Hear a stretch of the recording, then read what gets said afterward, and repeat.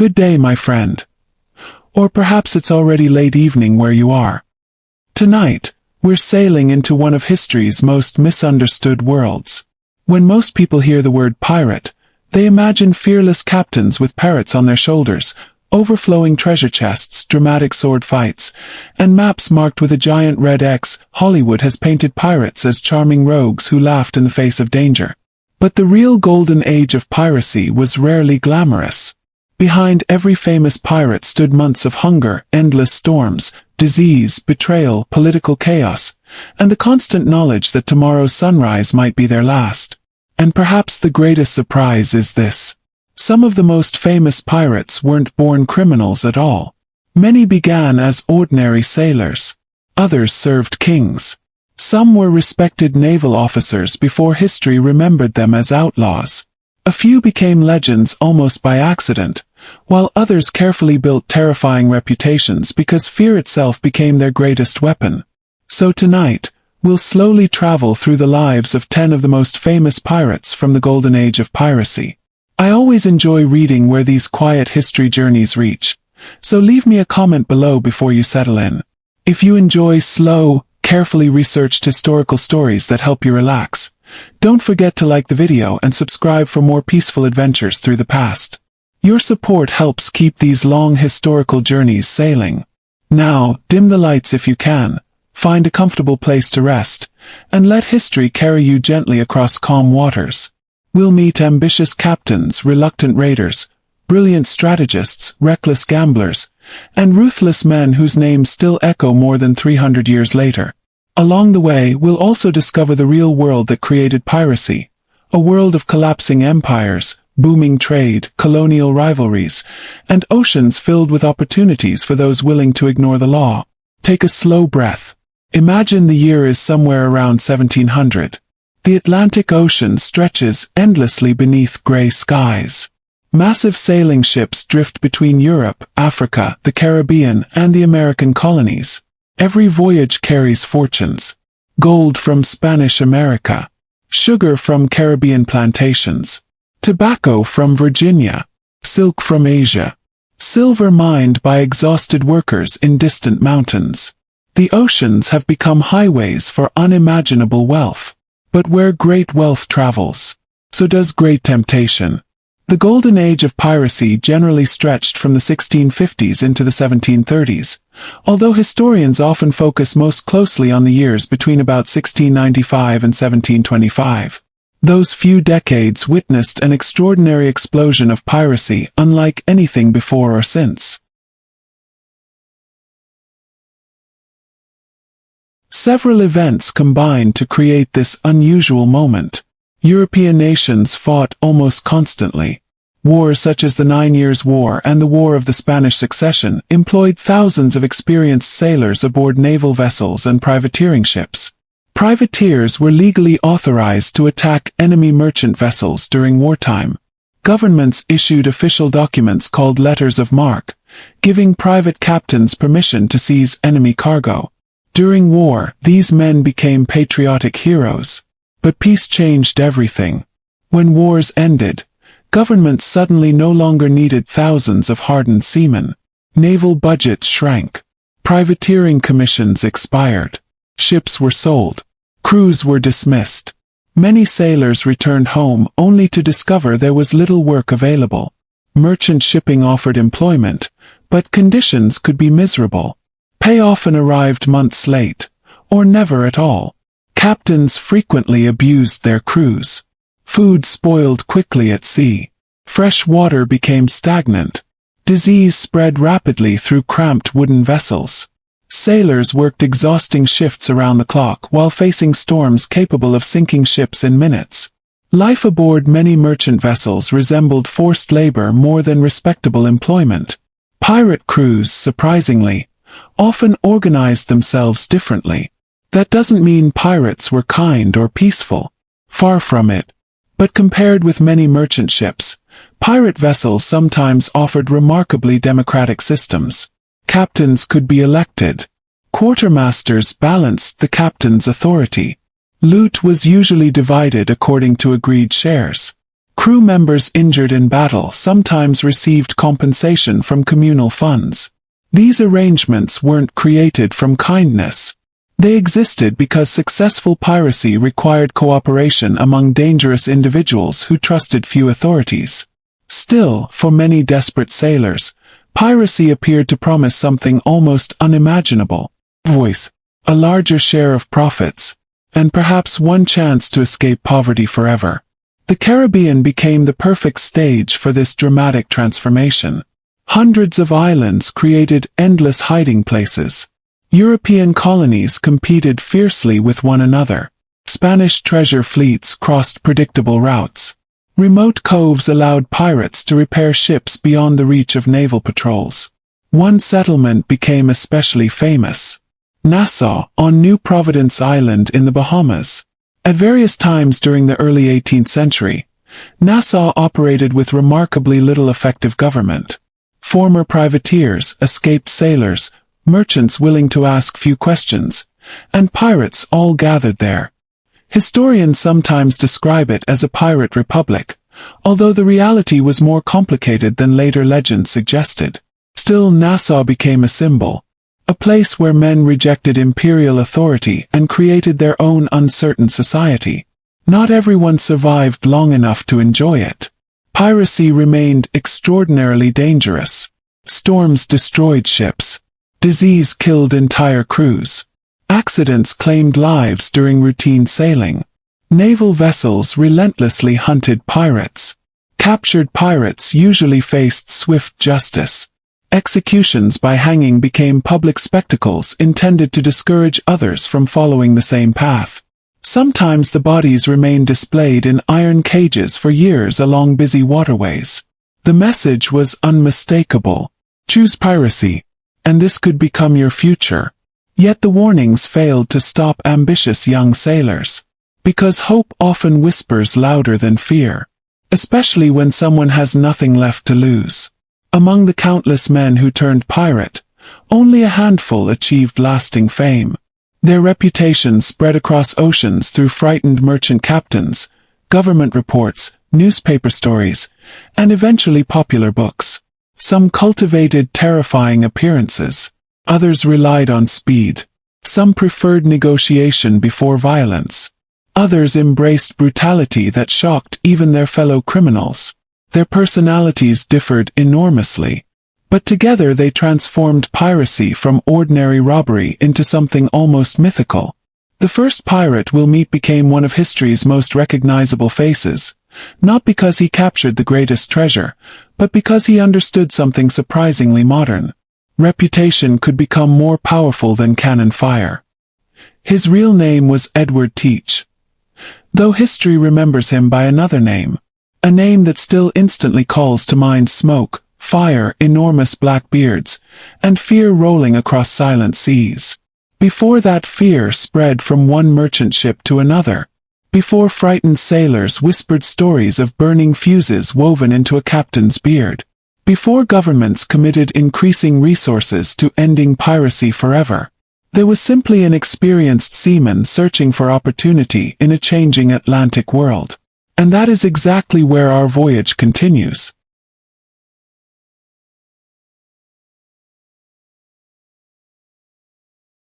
Edward Teach, or Edward Thatch, as some historical records spell his surname, entered history surrounded by uncertainty long before he became famous. Historians still debate the exact details of his birth. Most evidence suggests he was born around 1680, likely in Bristol, England, one of the country's busiest ports. Bristol was alive with shipbuilding, Atlantic commerce, and sailors arriving from every corner of the known world. If a young boy wanted adventure, there were few places better suited to inspire it. As a child, Teach would have watched tall-masted merchant ships disappear over the horizon, carrying sugar from the Caribbean, tobacco from Virginia, and manufactured goods to distant colonies. Every arriving vessel brought stories.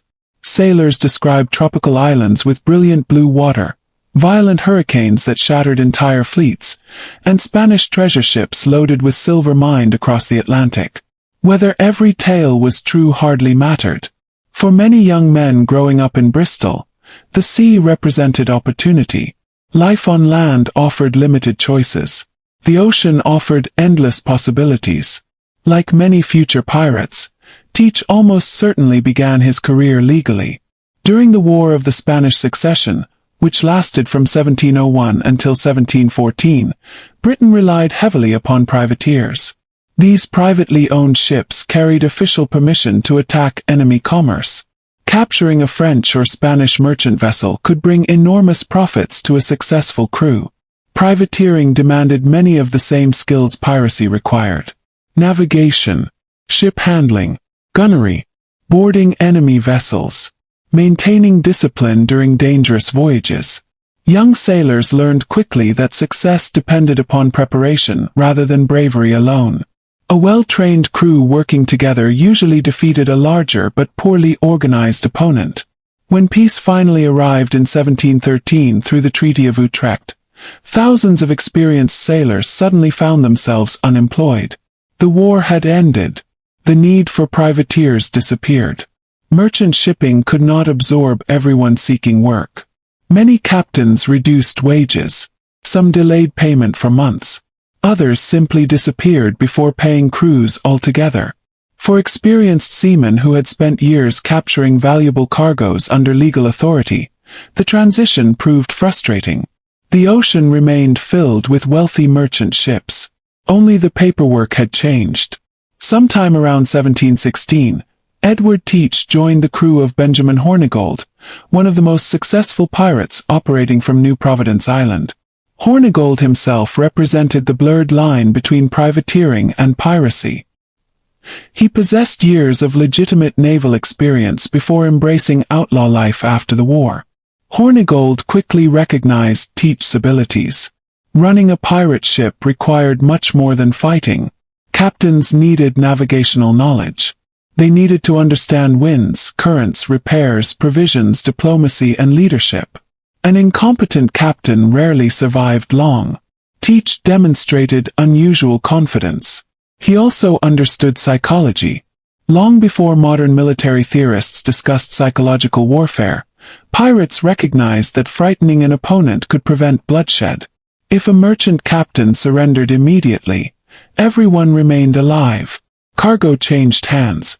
The pirate crew avoided injuries. The merchant ship continued its voyage after losing valuable goods. Actual combat damaged ships that pirates often wished to capture intact. Fear became an efficient business strategy. Teach mastered it better than almost anyone. His appearance gradually evolved into legend. He grew an enormous black beard, which contemporary witnesses described as thick and wild. Before battle, he tucked slow-burning fuses beneath his hat and into his beard. These matches produced curling smoke around his face without causing serious burns. Imagine standing aboard a peaceful merchant vessel one quiet morning. The horizon reveals a suspicious ship approaching. Its black flag rises. The pirate vessel closes the distance. Then the opposing captain steps onto the deck. His beard seems alive with drifting smoke. His pistols hang across his chest. Several swords rest within easy reach. His expression remains perfectly calm. Many witnesses later admitted that the sight alone convinced them resistance would be hopeless. The man would eventually earn the name Blackbeard. Whether everyone called him that during his lifetime remains uncertain, but the nickname survived because it perfectly captured the terrifying image he carefully created. By late 1717, Teach commanded one of the most powerful pirate ships ever to sail the Atlantic. The vessel had originally been a French slave ship called La Concorde. Slave ships represented some of the largest commercial vessels crossing the Atlantic. They carried hundreds of captive Africans under horrifying conditions while transporting valuable cargoes between continents. In November 1717, Teach captured La Concorde near the island of Martinique. The French crew, weakened by disease after months at sea, offered little resistance. Blackbeard transformed the captured ship into his flagship. He renamed her Queen Anne's Revenge. The new name likely carried political meaning. Some historians believe it expressed sympathy for supporters of the deposed Stuart monarchy, though absolute certainty remains impossible. Regardless of its meaning, the ship itself inspired awe. Blackbeard equipped her with approximately 40 cannons. Few pirate vessels carried such heavy firepower. Merchant captains recognized immediately that fighting such a ship could end disastrously. The Queen Anne's Revenge became one of the most formidable vessels operating anywhere in the Caribbean. Its broadside alone discouraged resistance. Yet despite his fearsome reputation, modern historians believe Blackbeard often relied on intimidation more than violence. Many surviving records indicate he preferred surrender over prolonged battles. Damaged ships produced fewer profits. Dead prisoners provided little useful information. A frightened crew that surrendered quickly saved everyone time. This practical approach benefited pirates as much as their victims. That does not mean Blackbeard was harmless. Far from it. He remained fully prepared to use violence whenever necessary. Several reports describe brutal treatment toward captives who resisted. Piracy remained an inherently violent crime. Every attack depended upon the threat or reality of deadly force. Still, compared with certain contemporaries, Blackbeard's legend often exceeded his actual record of killing. In 1718, his growing influence alarmed colonial authorities. One of his boldest actions occurred outside Charleston, South Carolina. Rather than attacking the town itself, Blackbeard blockaded the harbor. For nearly a week, his fleet stopped incoming and outgoing vessels. Several ships were captured. Passengers included wealthy merchants and prominent citizens. Instead of demanding gold, Blackbeard requested something unexpected: a large chest of medicine. Disease constantly threatened pirate crews. Doctors remained scarce. Medical supplies were often worth more than silver. Charleston's officials reluctantly complied. After receiving the medicine, Blackbeard released many prisoners unharmed. The blockade demonstrated remarkable confidence. A pirate had effectively halted commerce at one of Britain's important colonial ports. Governments could no longer dismiss piracy as isolated criminal activity. It had become a serious threat to Atlantic trade. Not long afterward, Blackbeard accepted a royal pardon offered by Governor Charles Eden of North Carolina. The British Crown hoped many pirates would abandon outlaw life if granted forgiveness.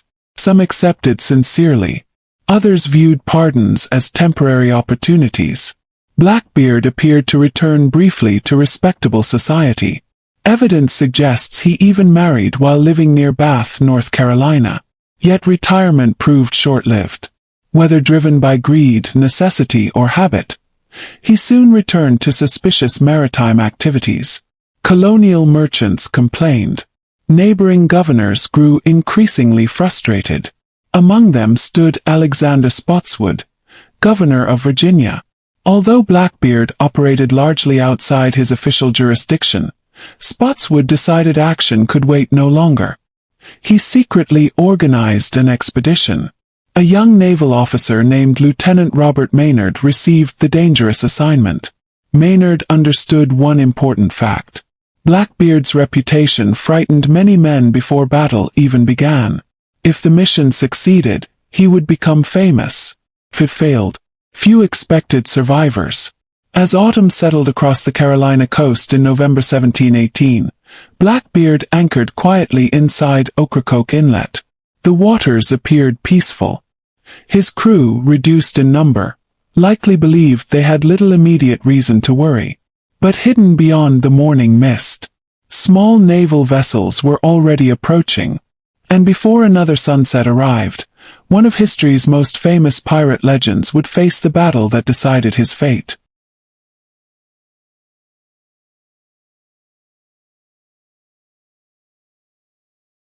The morning of November 22, 1718, began quietly along the shallow waters of Ocracoke Inlet, off the coast of what is now North Carolina. Gentle waves rolled against the sandy shoreline. Seabirds drifted overhead, and the cool autumn air carried the familiar scent of salt and marsh grass. To anyone watching from a distance, it looked like an ordinary morning. Blackbeard's flagship, Queen Anne's Revenge, was already gone by then. Earlier that year, she had run aground near Beaufort Inlet.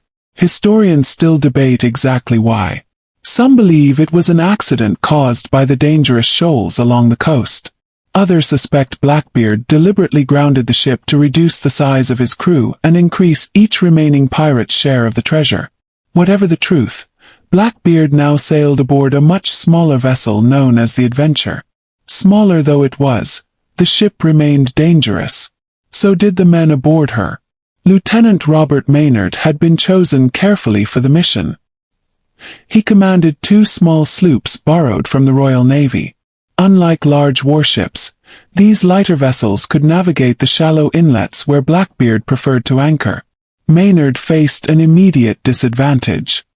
His ships carried no heavy cannons.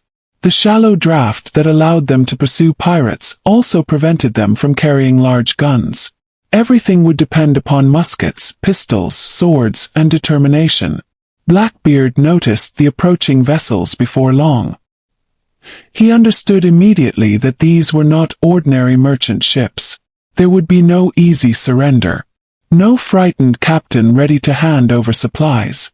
This time the hunters had come for him. As the distance closed, Blackbeard reportedly called out a challenge across the water. The exact words differ between historical accounts, but the meaning remains clear. Neither side expected mercy. The battle opened with cannon fire.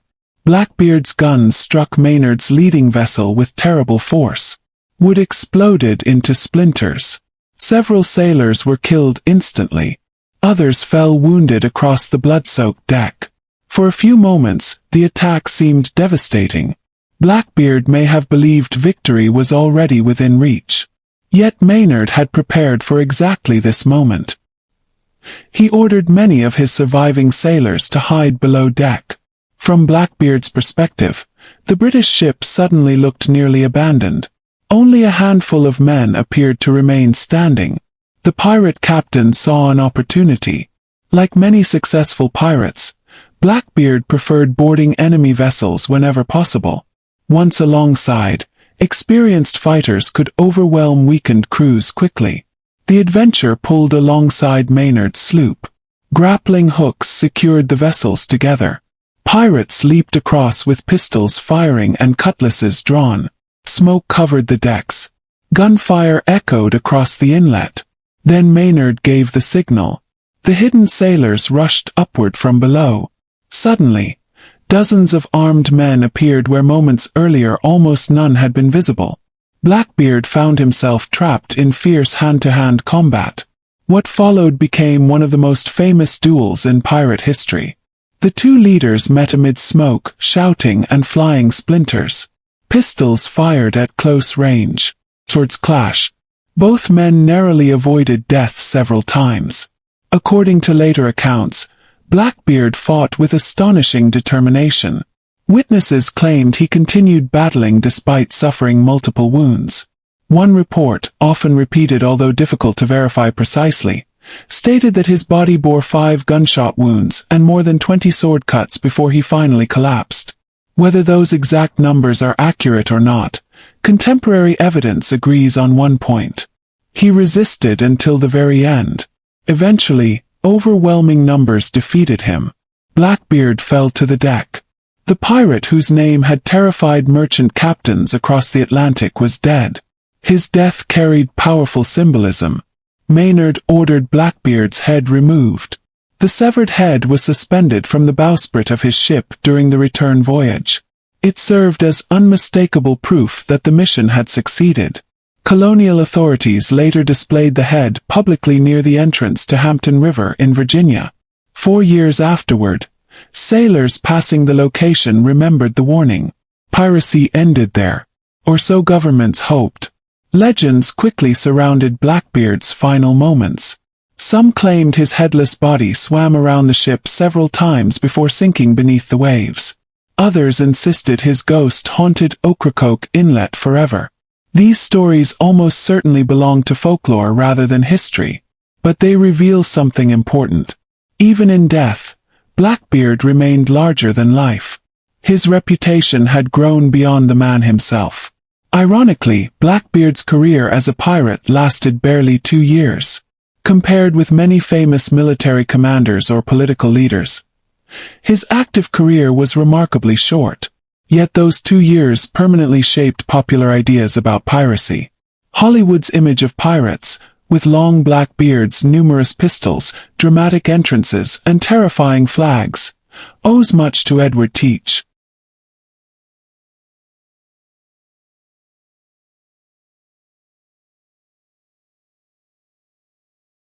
Still, Blackbeard was not the wealthiest pirate. He was not the longest serving. He was not even necessarily the most successful in terms of captured treasure. His greatest achievement lay elsewhere. He understood branding centuries before the word existed. He transformed fear into a weapon. The image became as powerful as the man. While Blackbeard's story ended on a cold November morning, another pirate's legend was already spreading across the Caribbean. Unlike Blackbeard, this next captain earned fame not through overwhelming appearance but through extraordinary courage and astonishing speed. His name was Bartholomew Roberts. Friends called him Bart. Enemies would eventually call him Black Bart. Curiously, Roberts never intended to become a pirate. He was born John Roberts around 1682 in Pembrokeshire, Wales. Like countless boys raised near the sea, he learned navigation from an early age. He proved intelligent, disciplined, and remarkably skilled aboard ships. By his late 30s, Roberts had built what appeared to be a respectable maritime career. He served as second mate aboard the slave ship Princess. The voyage itself reminds us of one of history's darkest realities. The Atlantic world that produced famous pirates also depended heavily upon the transatlantic slave trade. European merchants transported millions of enslaved Africans across the ocean under unimaginably cruel conditions. Pirates sometimes attacked slave ships for profit. Occasionally they freed captives. At other times they sold them. Their relationship with slavery was complicated and often deeply contradictory. In June 1719, Roberts' life changed forever. Near the coast of West Africa, the princess encountered pirate ships commanded by Howell Davis. The pirates captured the vessel with surprising ease. Many crew members expected robbery followed by release. Instead, Davis noticed Roberts' remarkable navigational abilities.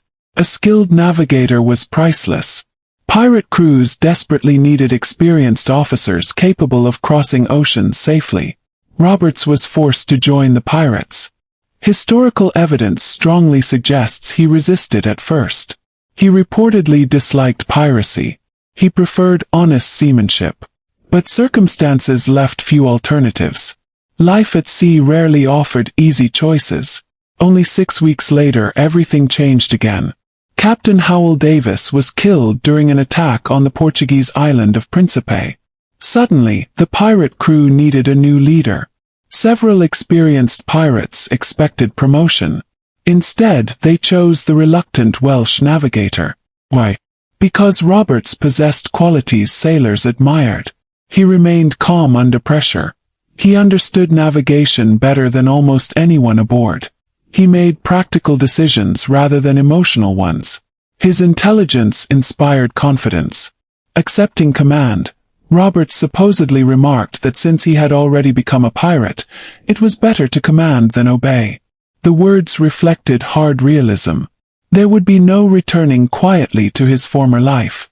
From that moment forward, Bartholomew Roberts embraced piracy completely, and within only a few years, he would become the most successful pirate of the entire Golden Age.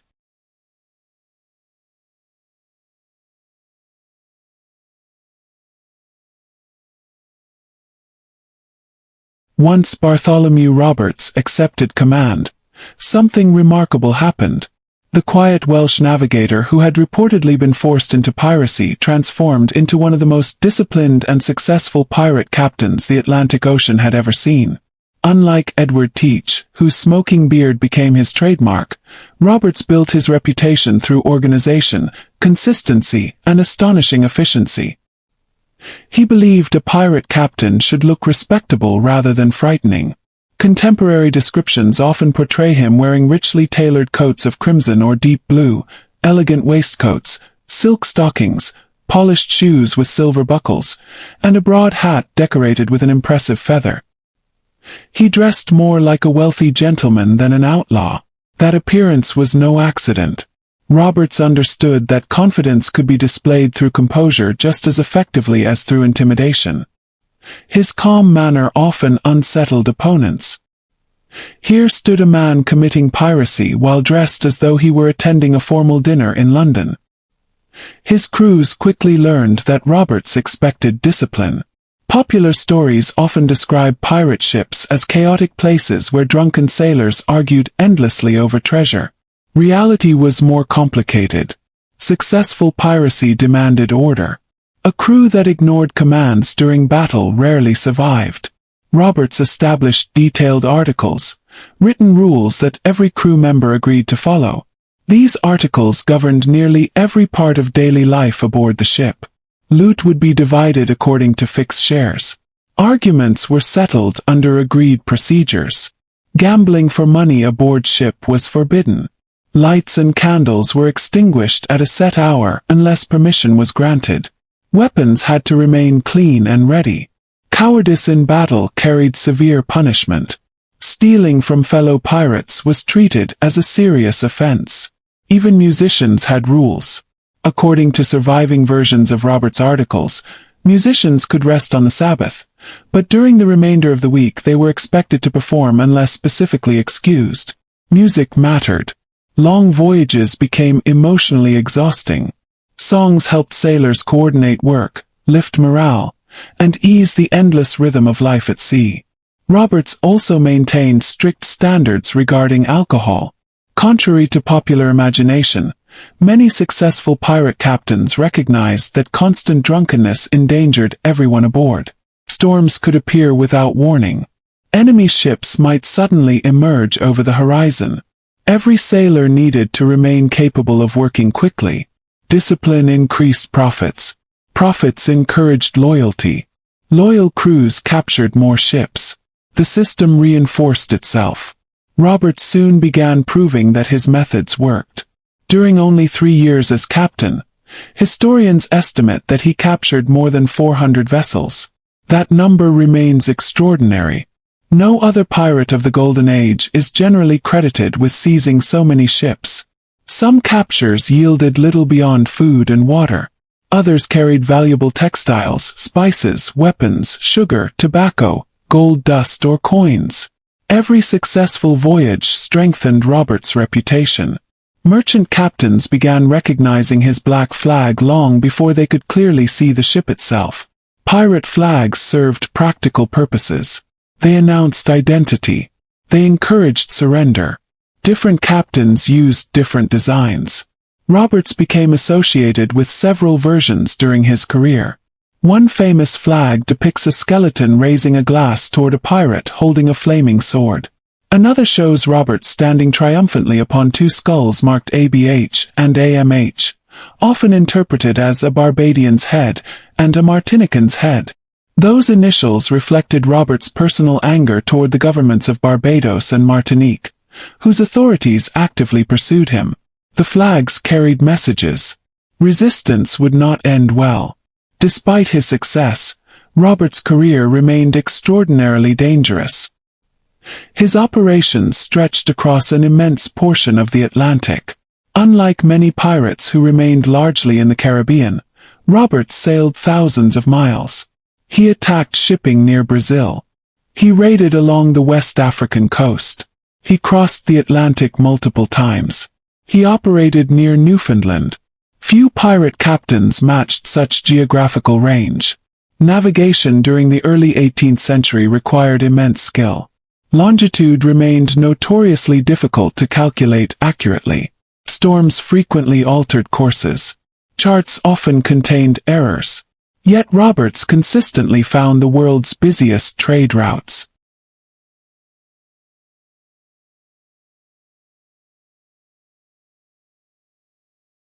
Where merchants gathered, Roberts followed.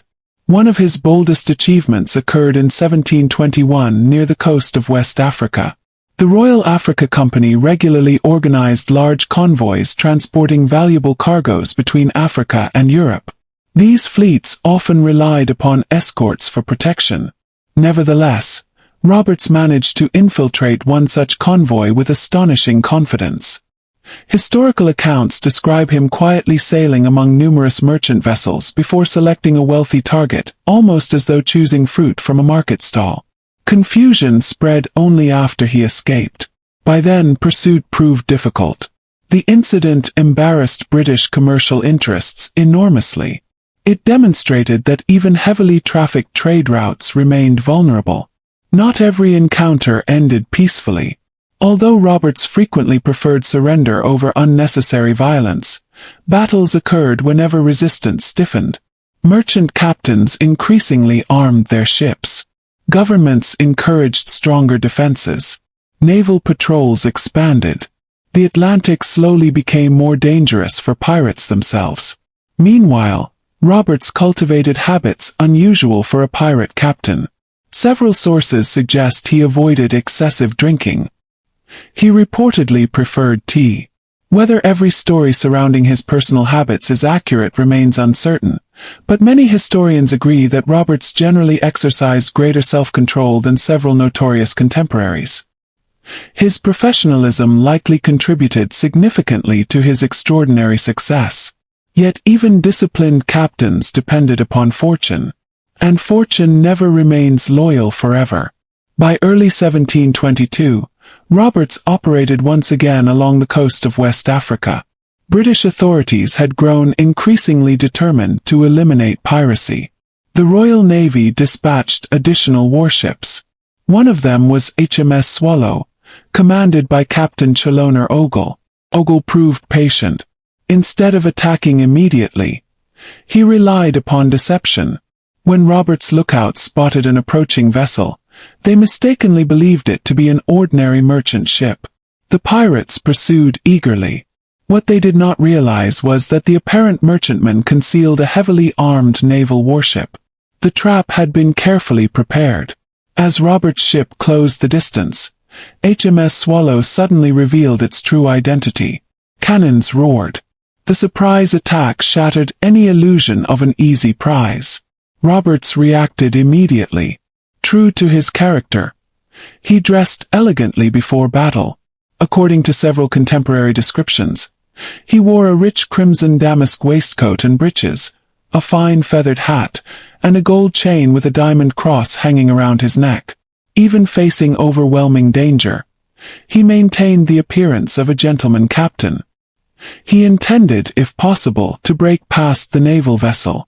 Speed offered the only realistic hope. The pirate ship altered course.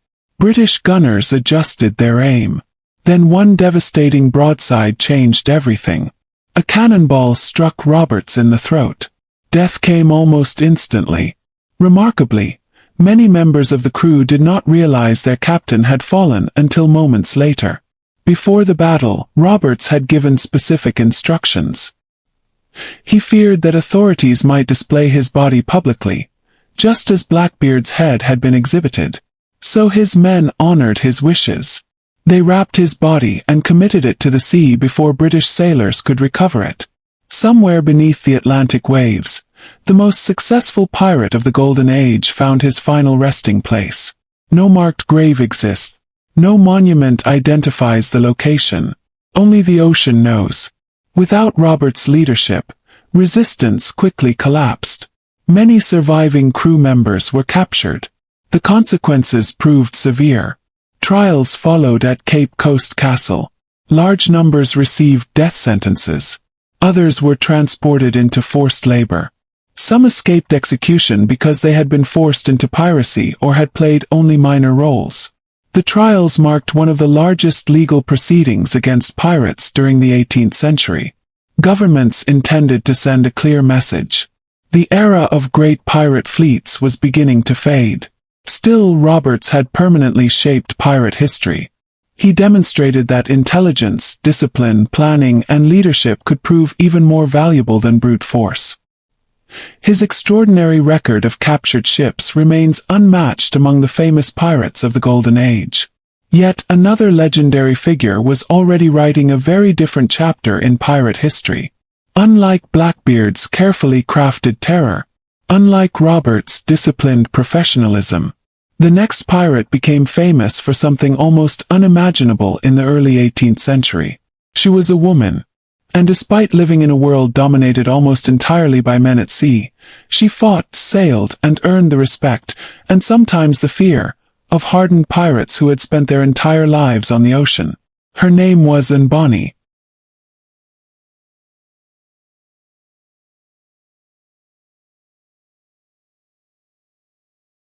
Bonny entered history wrapped in mystery, almost as completely as she entered it wrapped in legend.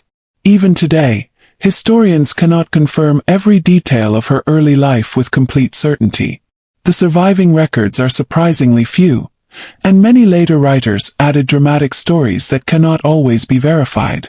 Yet beneath those legends stands a remarkable woman whose real life was extraordinary enough without embellishment.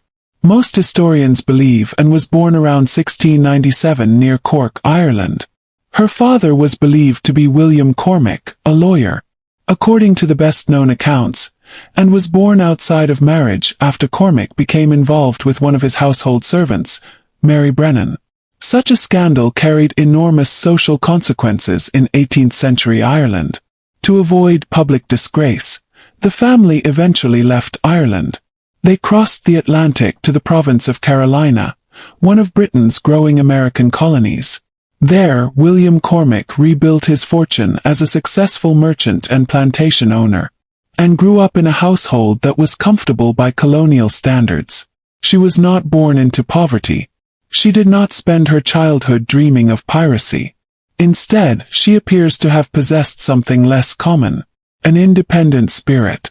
Several early accounts describe her as intelligent, outspoken, and unwilling to accept the expectations placed upon young women of her time.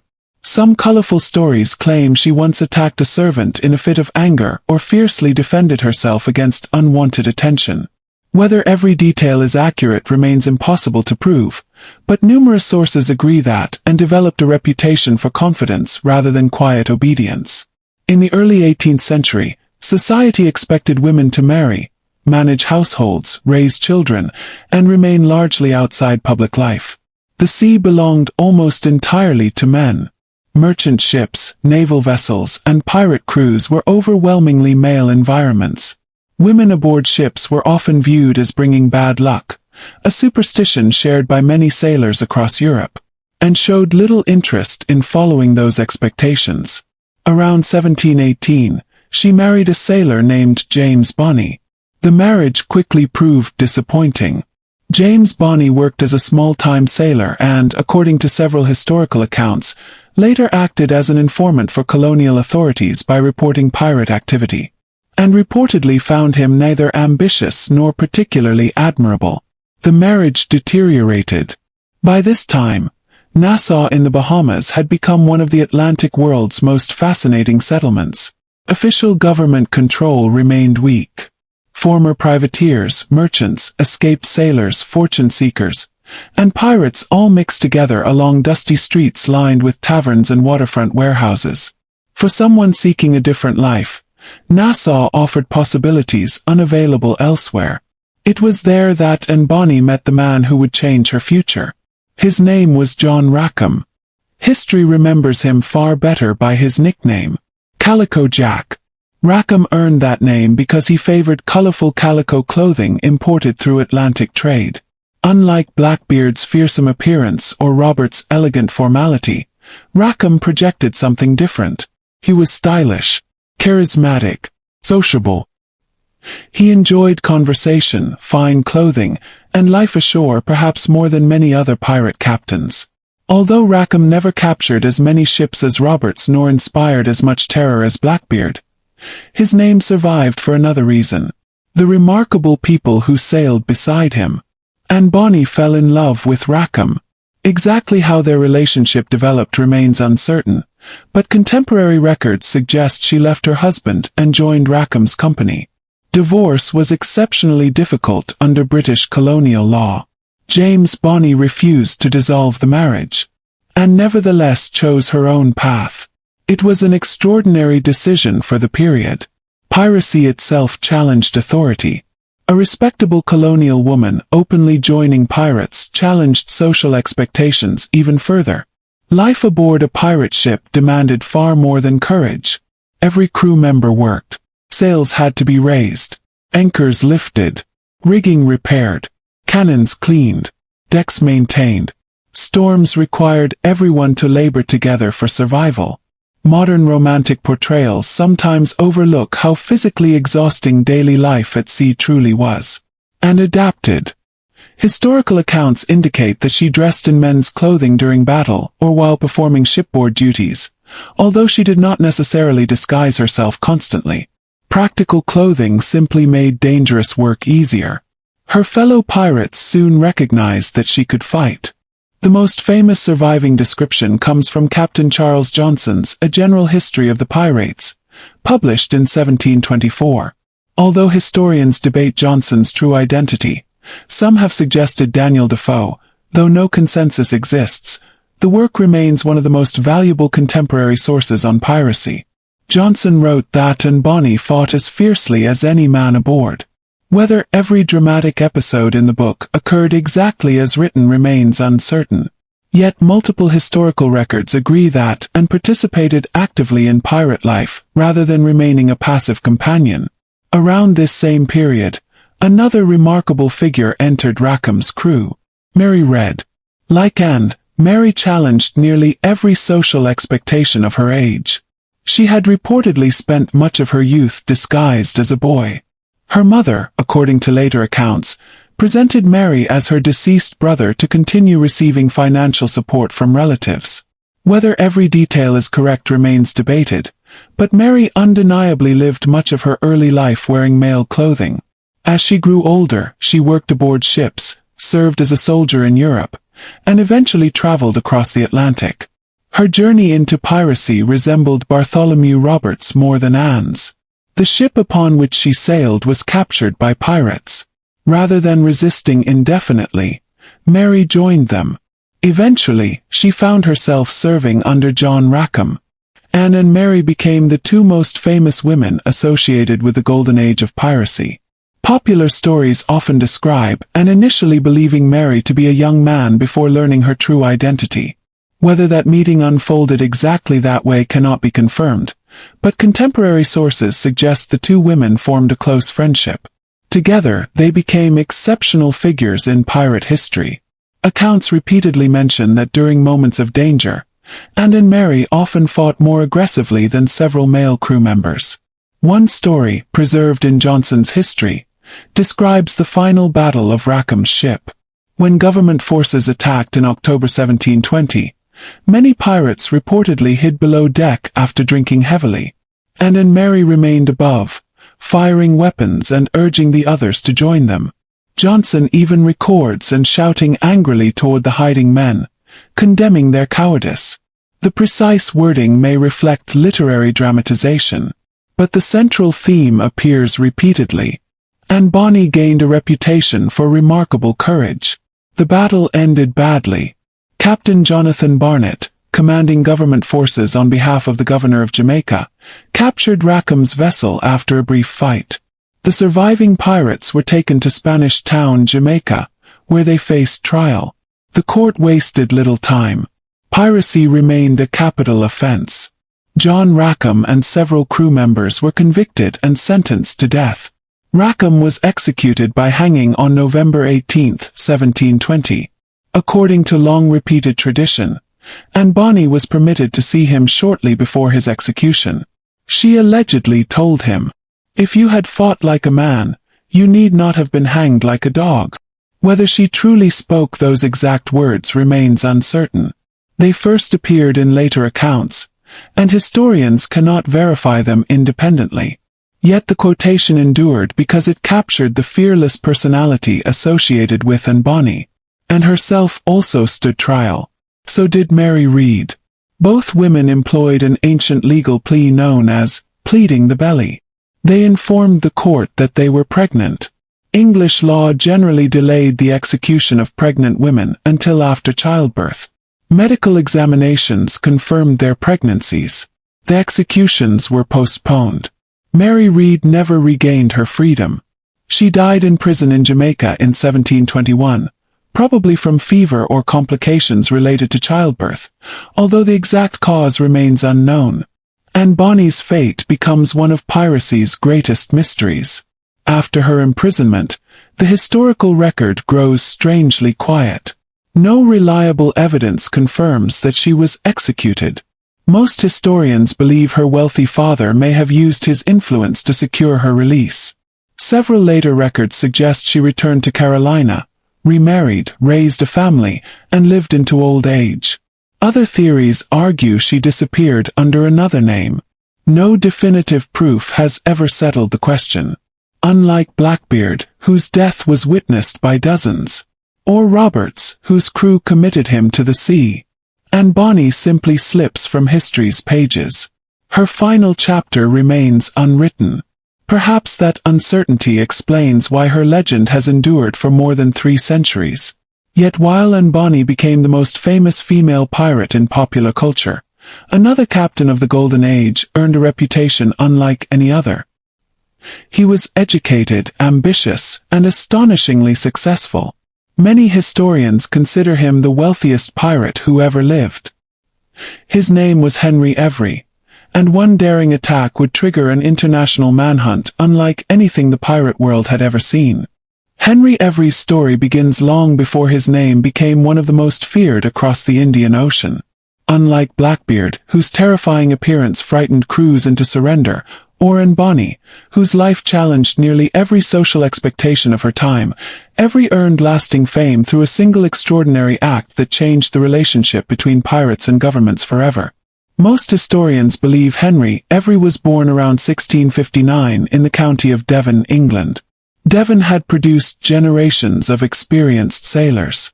Fishing villages, naval ports, and merchant harbors shaped everyday life. For boys growing up along England's southwest coast, the sea was not a distant dream. It was simply part of life. Very little is known about Every's childhood. Like so many sailors of the 17th century, he entered history only after reaching adulthood. Records suggest that he served in both merchant shipping and the Royal Navy.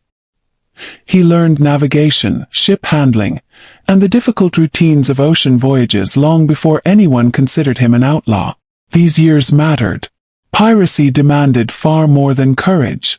A captain needed to understand changing winds, hidden reefs, celestial navigation, crew management, and the constant maintenance required to keep a wooden sailing ship alive. A single careless decision could destroy months of preparation. By the early 1690s, Europe remained deeply involved in international conflict. Governments frequently hired private vessels for military service. Every eventually joined a ship called the Charles II, part of an expedition financed by Spanish interests. The mission aimed to attack French shipping in the Caribbean. At least that was the plan. Reality proved far less organized. The fleet waited for months before sailing. Supplies became scarce. Wages went unpaid. The crew grew increasingly frustrated. For professional sailors, delayed wages represented more than inconvenience. Most depended entirely upon their earnings. Families waited at home. Debts accumulated. Promises from distant employers meant little when food still needed to be purchased. Eventually, patience disappeared. On the night of May 7, 1694, Henry Every and many fellow sailors mutinied. The takeover happened with remarkable efficiency. Those officers unwilling to join the rebellion were placed ashore peacefully. Unlike many dramatic mutinies portrayed in fiction, very little blood was shed. The crew then renamed their ship. She became the Fancy. The name suited her surprisingly well. The vessel underwent significant modifications.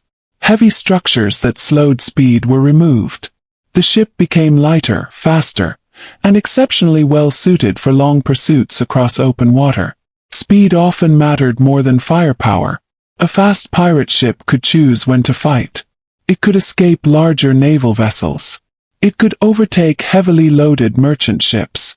Every now commanded one of the swiftest vessels sailing the oceans. His crew sailed first toward the coast of Africa. There they joined several other pirate ships operating in the Indian Ocean. Unlike the Caribbean, where many famous pirates hunted European merchant traffic, the Indian Ocean presented different opportunities. Trade connected East Africa, Arabia, Persia, India, and Southeast Asia. Immense wealth crossed these waters. Spices, silks, precious stones, fine textiles, gold, silver, luxury goods destined for European markets. Among the richest ships of all were those belonging to the Mughal Empire. At the end of the 17th century, the Mughal Empire ranked among the world's wealthiest and most powerful states. Its rulers governed vast territories across the Indian subcontinent. Merchant fleets traveled regularly between India and the Arabian Peninsula, particularly carrying pilgrims returning from Mecca. These ships often transported enormous quantities of treasure. Every understood the possibilities. In 1695, pirate lookouts spotted one of the greatest prizes imaginable. The Mughal treasure fleet was approaching. Several pirate captains cooperated in pursuit. One escort vessel, the Fateh Muhammad, fell first. Its capture yielded substantial wealth. But the true objective remained ahead. The enormous ship Ganj-i-Sawai. Sometimes translated as exceeding treasure, the vessel fully deserved its name. She reportedly carried dozens of cannons, hundreds of armed guards, wealthy passengers, merchants, and an astonishing cargo of gold, silver, jewels, and valuable merchandise. On paper, the Mughal ship appeared vastly superior. She outweighed the pirate vessels. She possessed heavier armament. She carried far more men. Yet battles rarely unfold according to numbers alone. Fortune intervened. During the fighting, one of the Ganj-i-Sawai's own cannons reportedly exploded. The accident caused confusion and damaged morale. Soon afterward, her main mast suffered serious damage, limiting the ship's ability to maneuver effectively. Every recognized the opportunity immediately. The pirates closed in. Boarding followed. Fierce fighting erupted across the decks. Eventually, resistance collapsed. What happened after the capture remains one of the darkest chapters in pirate history. Contemporary reports describe widespread violence against passengers. Several accounts accuse members of the pirate crews of murder, torture, and sexual assault.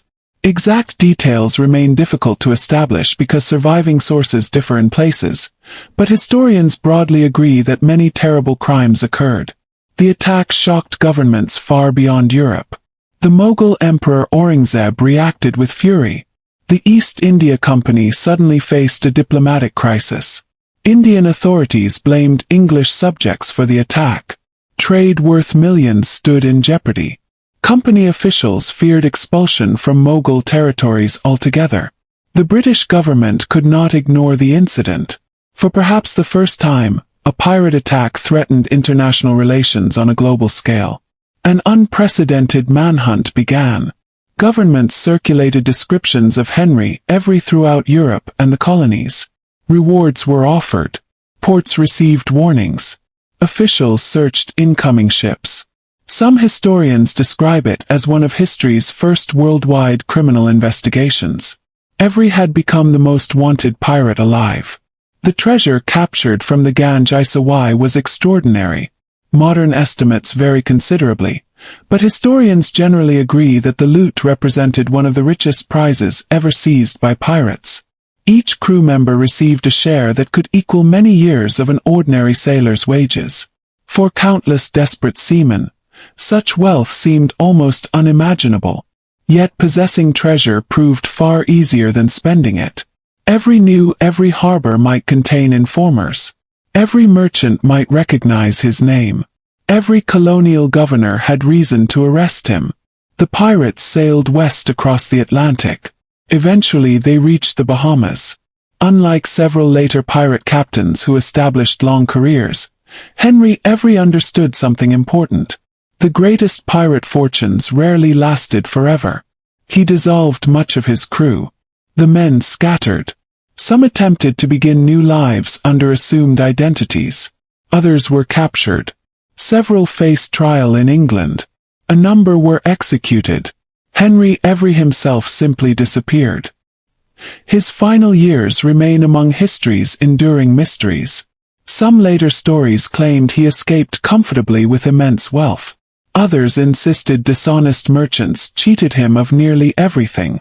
One persistent tradition suggested he eventually returned to England only to die poor and forgotten. No surviving evidence proves any version completely. Unlike Blackbeard, who died in battle. Unlike Bartholomew Roberts, buried forever beneath the Atlantic.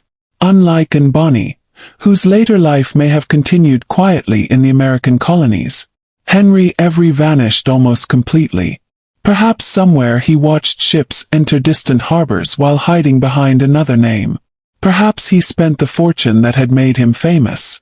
Or perhaps he discovered that stolen wealth rarely brings lasting peace. History does not tell us.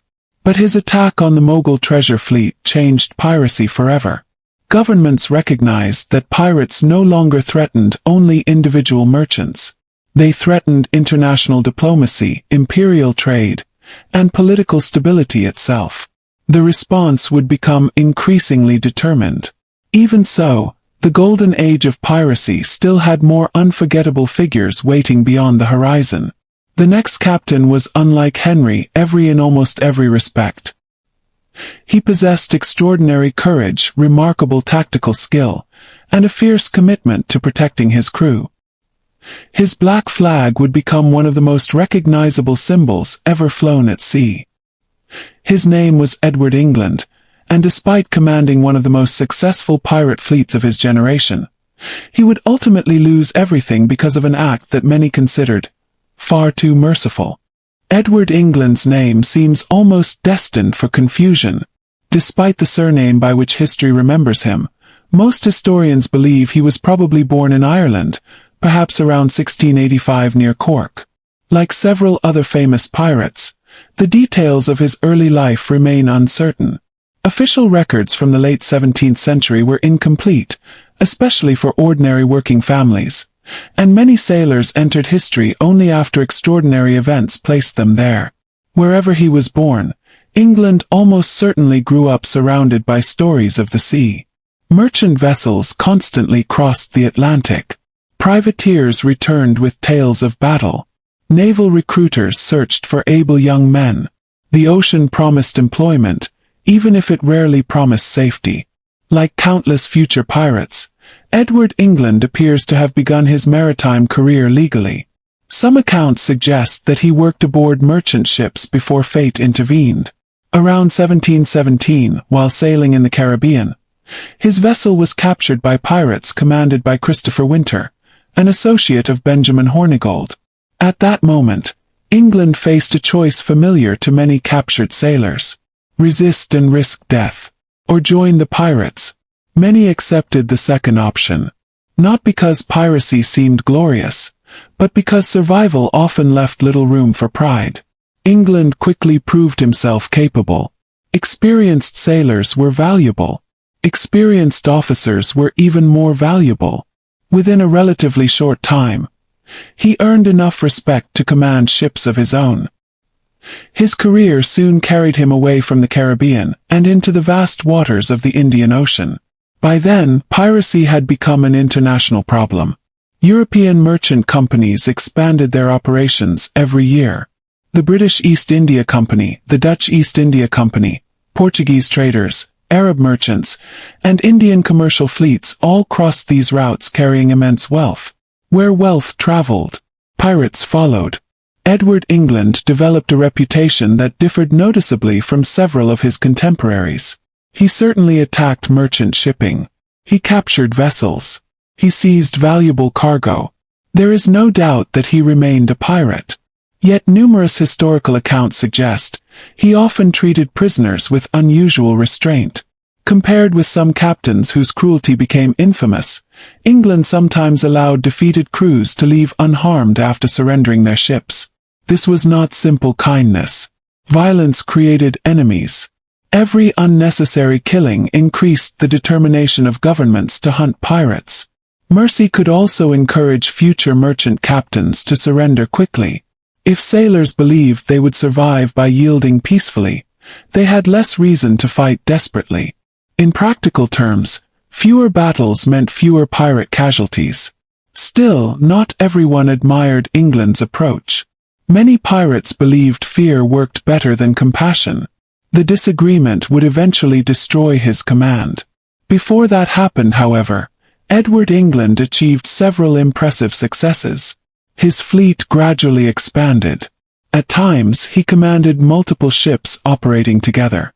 Such pirate flotillas became increasingly effective because they could overwhelm heavily armed merchant vessels that might defeat a single pirate ship.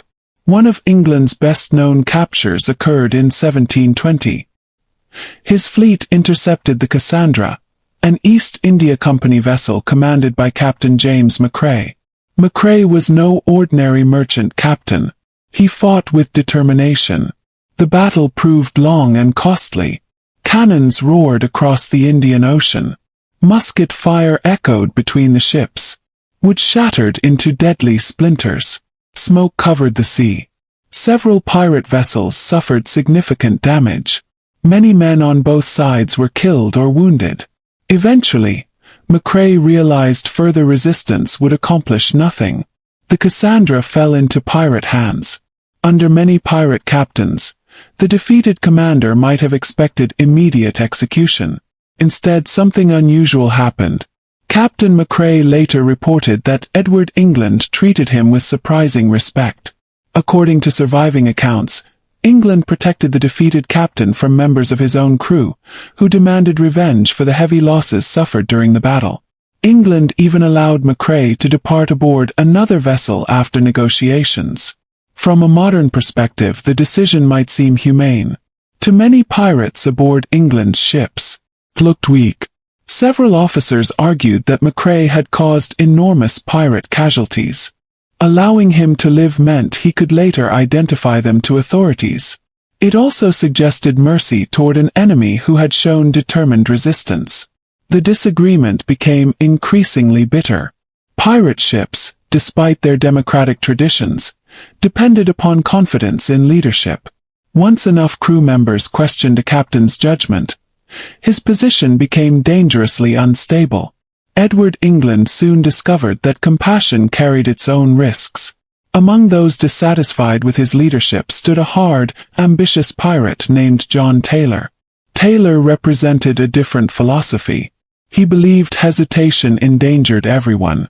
If fear preserved pirate lives, then fear should be encouraged. As criticism spread, England's authority weakened. Eventually, the crew reached a decision. They would no longer follow him. Rather than killing their former captain, they chose exile. The punishment reflected pirate custom. England was placed ashore on the island of Mauritius, along with only a few loyal companions. They received limited supplies and a small boat. Compared with immediate execution, exile appeared merciful. Reality proved harsher. Mauritius, although beautiful, offered little security for abandoned sailors. Food remained uncertain. Medical care was almost non-existent. Rescue could not be guaranteed. Historical accounts suggest that England and his companions eventually managed to build or obtain a small vessel. They escaped the island. But Edward England never regained his former influence. His career effectively ended there. Most historians believe he died sometime around 1721 or 1722, probably in Madagascar. Several later writers claimed he lived in poverty, weakened by illness and disappointment. Whether every detail is correct cannot be confirmed. What seems certain is that the captain who had once commanded a formidable pirate fleet faded quietly from history. His story offers an interesting contrast with many better-known pirates. Blackbeard became famous for cultivating terror. Bartholomew Roberts for unmatched success. Henry Every for unimaginable treasure, and Bonny for defying society's expectations. Edward England became memorable because mercy cost him everything. Among pirates, compassion could sometimes prove more dangerous than battle. Yet while England disappeared into relative obscurity, another captain was rapidly building a reputation across the Atlantic that rested upon daring, intelligence, and relentless determination. His name was Samuel Bellamy. Many later writers would call him Black Sam. Unlike Blackbeard, Bellamy rarely relied on elaborate intimidation. He preferred a neat appearance, and usually went without the enormous beard that had made Edward Teach so instantly recognizable. But appearances could be deceptive. Samuel Bellamy possessed extraordinary ambition. Born around 1689 in Devon, England, Bellamy came from humble beginnings. As a young man, he went to sea searching for opportunity, much like countless others before him. One enduring tradition claims that Bellamy fell deeply in love with a young woman named Maria Hallett while living near Cape Cod in New England. According to local legend, Maria came from a respectable family, while Bellamy remained poor. Her family supposedly opposed the relationship, believing he lacked the wealth necessary for marriage. Whether every detail of this romantic story is historically accurate remains uncertain. Like many pirate legends, it rests partly upon later tradition rather than contemporary documentation. Still, the tale survived because it reflects a familiar truth of the age. Money shaped lives. Fortunes could transform social status almost overnight. Perhaps Bellamy believed piracy offered the quickest path to prosperity. If so, history would soon show both the astonishing rewards and the terrible cost of chasing fortune across the sea. Samuel Bellamy's rise to fame happened with astonishing speed. Unlike Bartholomew Roberts, who built his reputation through years of disciplined command, or Henry Every, whose legacy centered on one extraordinary capture, Bellamy's entire pirate career lasted little more than a single year. Yet during that brief period, he became one of the richest and most successful pirates of the entire Golden Age. That alone makes his story remarkable. Around 1716, Bellamy found himself in the Caribbean among crews searching for opportunity wherever it could be found. Many sailors still struggled to find reliable work after years of European wars. Merchant wages remained low, while valuable cargo crossed the Atlantic every week. The temptation was difficult to ignore. Bellamy soon joined forces with another experienced pirate, Palsgrave Williams. The two men complemented one another well. Williams possessed valuable maritime experience, while Bellamy displayed confidence, intelligence, and an ability to inspire loyalty among the crews around him. Those qualities mattered. Pirates could not simply appoint themselves captain. Unlike most merchant ships, many pirate crews elected their leaders. If a captain proved reckless, dishonest, or incompetent, the crew could replace him. That unusual system encouraged practical leadership. A captain who protected his crew, shared treasure fairly, and made sound decisions earned respect. Bellamy quickly did exactly that. Contemporary accounts suggest that he treated many of his men with fairness. He understood that successful piracy depended upon cooperation more than fear within the crew itself. Discipline remained necessary, but loyalty often proved even more valuable. By late 1716 and early 1717, Bellamy's reputation had spread rapidly through the Caribbean. Then came the capture that changed everything. In April 1717, Bellamy intercepted the English slave ship Whydah Galley. The Whydah had recently completed one of history's darkest commercial voyages. She had transported enslaved Africans across the Atlantic before loading valuable cargo in the Caribbean for the return journey to England. Her holds contained sugar, indigo, gold dust, silver coins, ivory, and other expensive merchandise. She represented one of the richest prizes sailing those waters. Captain Lawrence Prince attempted to defend the vessel, but Bellamy's ship closed quickly. After a relatively short engagement, the Whydah surrendered. Bellamy immediately recognized her value. She was large, fast, strongly built. He made her his new flagship. Like Blackbeard before him, Bellamy understood that capturing an excellent ship could transform an entire pirate enterprise. The Witta galley became one of the finest pirate vessels operating in the Atlantic. Archaeological discoveries centuries later would confirm just how valuable her cargo had been. Bellamy's growing fleet continued capturing merchant vessels with remarkable success. Some estimates suggest he accumulated wealth worth many millions of dollars in modern terms, although exact calculations remain impossible because prices and currencies changed enormously over 3 centuries. What seems certain is this: Samuel Bellamy became extraordinarily wealthy in a remarkably short time. Yet money alone does not explain why historians still remember him. One famous story, recorded by Captain Charles Johnson in A General History of the Pirates, offers insight into Bellamy's character. During one encounter, Bellamy reportedly spoke with the captain of a captured merchant ship. The merchant criticized pirates as criminals. Bellamy answered with surprising passion. According to Johnson's account, Bellamy argued that wealthy merchants often exploited poor sailors while hiding behind the protection of law. Pirates, he claimed, simply took by force what powerful nations often seized through politics and war. One portion of the speech has become especially famous. Bellamy supposedly declared, "They rob the poor under the cover of law, and we plunder the rich under the protection of our own courage." Historians cannot confirm that Bellamy spoke those exact words. Johnson's book sometimes dramatized conversations. Nevertheless, the speech reflects ideas that many pirates likely shared. They saw themselves not merely as thieves but as men rejecting unfair systems that favored wealthy merchants and powerful governments. Whether that belief justified piracy is another question entirely. Pirates still attacked innocent ships. They still stole property. They still relied upon violence and intimidation. Yet understanding how they viewed themselves helps explain why so many sailors willingly joined their crews. Bellamy's success appeared unstoppable.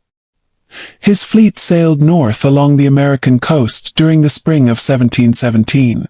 Perhaps he hoped to return quietly to New England. Perhaps he wished to see Maria Hallett again, if the old romantic legend held any truth. We cannot know. History leaves only possibilities. Then nature intervened. On the night of April 26, 1717, a violent storm struck off Cape Cod. 18th-century sailing ships depended entirely upon wind and seamanship. Against hurricanes or powerful coastal storms, even experienced captains often found themselves helpless. Towering waves crashed against the Witta galley. Powerful winds drove the ship toward dangerous sandbars near present-day Wellfleet, Massachusetts. In darkness and confusion, disaster became unavoidable. The Witta struck the shoals. Massive waves broke her apart. The sea swallowed one of the richest pirate ships of the Golden Age. Bellamy died that night. He was only about 28 years old. Out of roughly 140 men aboard, only 2 survived. The storm accomplished what naval fleets had failed to do. 4 centuries afterward, local fishermen occasionally recovered coins and scattered artifacts along nearby beaches. Stories of Bellamy's lost treasure became part of New England folklore. Many searched. Few found anything significant. Then, in 1984, underwater explorer Barry Clifford located the wreck of the Witta galley. It became the first authenticated pirate shipwreck ever scientifically identified. Archaeologists recovered thousands of artifacts from the seabed: gold coins, silver pieces of 8, jewelry, weapons, navigation instruments, cannons, personal belongings. Even the ship's bell bearing the inscription, Witta Galley 1716. The discoveries transformed historians' understanding of pirate life. For once, archaeology confirmed details that written records alone could not provide. Bellamy's ship offered a rare window into the everyday world of 18th-century piracy. Ironically, although Bellamy amassed enormous wealth, he enjoyed it for only a short time. His fortune vanished beneath the Atlantic almost as quickly as it had been acquired. His story reminds us that the sea rewarded no one forever. Storms cared little whether a ship belonged to merchants, navies, or pirates. The ocean treated every captain alike. As Bellamy's legend settled into history, another pirate was already gaining attention in the Caribbean. He lacked Blackbeard's terrifying image. He never captured as many ships as Roberts. He did not seize treasure equal to Henry Every's. Yet his colorful clothing, unmistakable flag, and partnership with two of history's most famous women ensured that his name would never entirely disappear. John Rackham, better known throughout history as Calico Jack, was about to become one of the most recognizable faces of the Golden Age of Piracy, even though his greatest legacy would ultimately have less to do with the treasure he captured, and far more to do with the extraordinary crew who chose to sail beside him. John Rackham had never intended to become one of history's most recognizable pirates. Unlike Blackbeard, whose smoking beard became a symbol of terror across the Atlantic, or Bartholomew Roberts, whose carefully organized campaigns captured hundreds of ships, Rackham's career was comparatively brief and modest. In terms of treasure, he never rivaled Henry Every. In terms of military success, he could not match Black Bart. Yet more than 300 years later, millions of people recognize a pirate flag closely associated with his name. The familiar design, a white skull above two crossed cutlasses on a black background, has appeared in countless books, films, television programs, and artwork. Although pirate flags varied greatly during the Golden Age and historians continue debating exactly which designs belonged to which captains, Rackham's version became one of the enduring symbols of piracy itself. Sometimes history remembers symbols more easily than statistics. Very little is known about Rackham's early life. Most historians believe he was born in England during the late 17th century, perhaps around 1682. Like so many sailors of the era, he appears in historical records only after reaching adulthood. By the second decade of the 18th century, he served aboard the pirate ship commanded by Charles Vane. Vane had earned a fearsome reputation. He believed aggression solved nearly every problem. Merchant captains feared him. Colonial governors wanted him captured. Pirate crews respected his willingness to fight powerful enemies. Rackham served as quartermaster under Vane. That position carried tremendous importance. On many pirate ships, the quartermaster ranked second only to the captain. He represented the crew's interests. He supervised the division of treasure. He enforced agreed rules. He balanced the captain's authority. A successful quartermaster needed diplomacy as much as courage. Rackham gained valuable experience while serving under Vane. Then one encounter changed everything. In November 1718, Vane's ship encountered a heavily armed French warship. The naval vessel possessed superior firepower. Vane judged the odds carefully.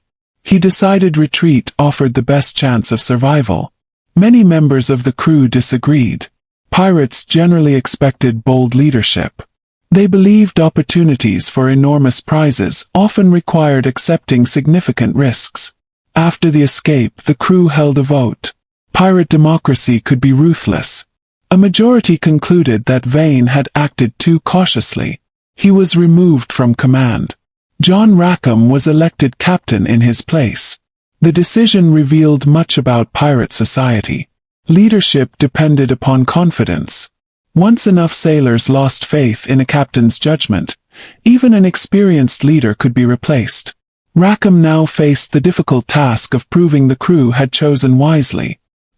His first months as captain brought several successful captures. Most were relatively small merchant vessels carrying everyday cargo: sugar, rum, food supplies, cloth, tools. The profits helped sustain the crew, though they never reached the spectacular fortunes accumulated by Roberts or Every. Rackham understood something important. Small prizes captured consistently could keep a pirate crew alive. Waiting endlessly for one perfect treasure ship often ended in disappointment. His operations centered largely around the Bahamas, Cuba, Jamaica, and nearby waters. The Caribbean remained crowded with commercial traffic. European empires depended upon these shipping lanes. Wherever merchants sailed, opportunities existed for piracy. Rackham's life changed dramatically after receiving a royal pardon. Like several former pirates, he temporarily accepted King George I's offer of forgiveness. The British government hoped many outlaws would abandon piracy permanently. Some did. Rackham did not. While living in Nassau, he met Bonny. Their relationship quickly became one of the most famous romances associated with the Golden Age of Piracy, and was still legally married to James Bonny. Colonial law offered few easy solutions. Eventually, Anne chose to leave her husband and sail with Rackham instead. Together they returned to piracy. Soon afterward, Mary Red joined their crew. Modern audiences often focus on the remarkable presence of two women aboard the same pirate ship. The reality truly was extraordinary. Merchant vessels rarely carried female sailors. Naval ships almost never did. Yet Anne and Mary earned respect through hard work rather than special treatment. Historical accounts repeatedly suggest they handled weapons, performed shipboard duties, and fought alongside the men during dangerous encounters. Rackham appears to have accepted them based upon ability. That practical attitude reflected pirate life itself. Survival mattered more than convention. During 1719 and 1720, Rackham's crew continued attacking merchant vessels around Jamaica and nearby islands. Many of the captured ships were small fishing boats or coastal traders. Compared with the spectacular operations of Roberts across the Atlantic or Every in the Indian Ocean, Rackham's campaign remained relatively limited. Nevertheless, colonial authorities regarded every pirate as a threat to commerce. Governors increasingly coordinated efforts to eliminate them. One of those officials was Sir Nicholas Laws, governor of Jamaica. Determined to restore order, he commissioned private vessels to hunt Rackham. Captain Jonathan Barnett accepted the assignment. Late in October 1720, Barnett finally located Rackham's ship near Negril, off Jamaica's western coast. Night had already fallen. The sea appeared calm. Barnett approached carefully before revealing his identity. When challenged to identify themselves, Barnett's men answered deceptively, delaying recognition just long enough to close the distance. Once near enough, government forces opened fire. The battle that followed proved surprisingly brief. Several historical accounts suggest many of Rackham's crew had spent the evening drinking heavily. Whether every sailor was intoxicated cannot be confirmed. What does appear consistent across surviving reports is that resistance quickly weakened. Bonny and Mary Red reportedly fought with determination while encouraging others to join them. Captain Charles Johnson later described them shouting angrily at crew members who remained below deck instead of helping defend the ship. Their courage became one of the defining moments of their legend. Rackham himself was captured alive. His surviving crew faced trial in Spanish Town, Jamaica. The proceedings moved swiftly. Piracy remained a capital offense throughout the British Empire. Evidence against the prisoners proved overwhelming. Witnesses identified them. Captured cargo linked them to recent attacks. Convictions followed almost immediately. John Rackham was sentenced to death. On November 18, 1720, he was hanged at Gallows Point near Port Royal. After execution, his body was displayed inside an iron cage, known as gibbeting, on a small island near the harbor entrance. Passing ships could not miss the warning. The island eventually became known as Rackham's Cay. Governments intended such displays to discourage future pirates. Whether they truly discouraged desperate sailors remained another matter. Bonny and Mary Red escaped immediate execution by declaring that they were pregnant. As English law required, their sentences were postponed. Mary Red died in prison several months later. Bonny disappeared into history, leaving behind one of piracy's greatest unsolved mysteries. Rackham's own achievements, viewed alone, would probably not have guaranteed lasting fame. He commanded only a short career. He captured relatively modest prizes. He never challenged major naval squadrons. Yet history often remembers people for reasons they never anticipated. His association with Bonny and Mary Red preserved his name through centuries of books, paintings and films. His famous flag became one of the universal symbols of piracy. Sometimes reputation survives not because someone accomplished the most, but because their story captured the imagination of later generations. As Rackham's chapter closed, another pirate captain was already writing his own remarkable story. He combined intelligence with remarkable seamanship. He understood naval tactics. He sailed across both the Atlantic and the Indian Ocean.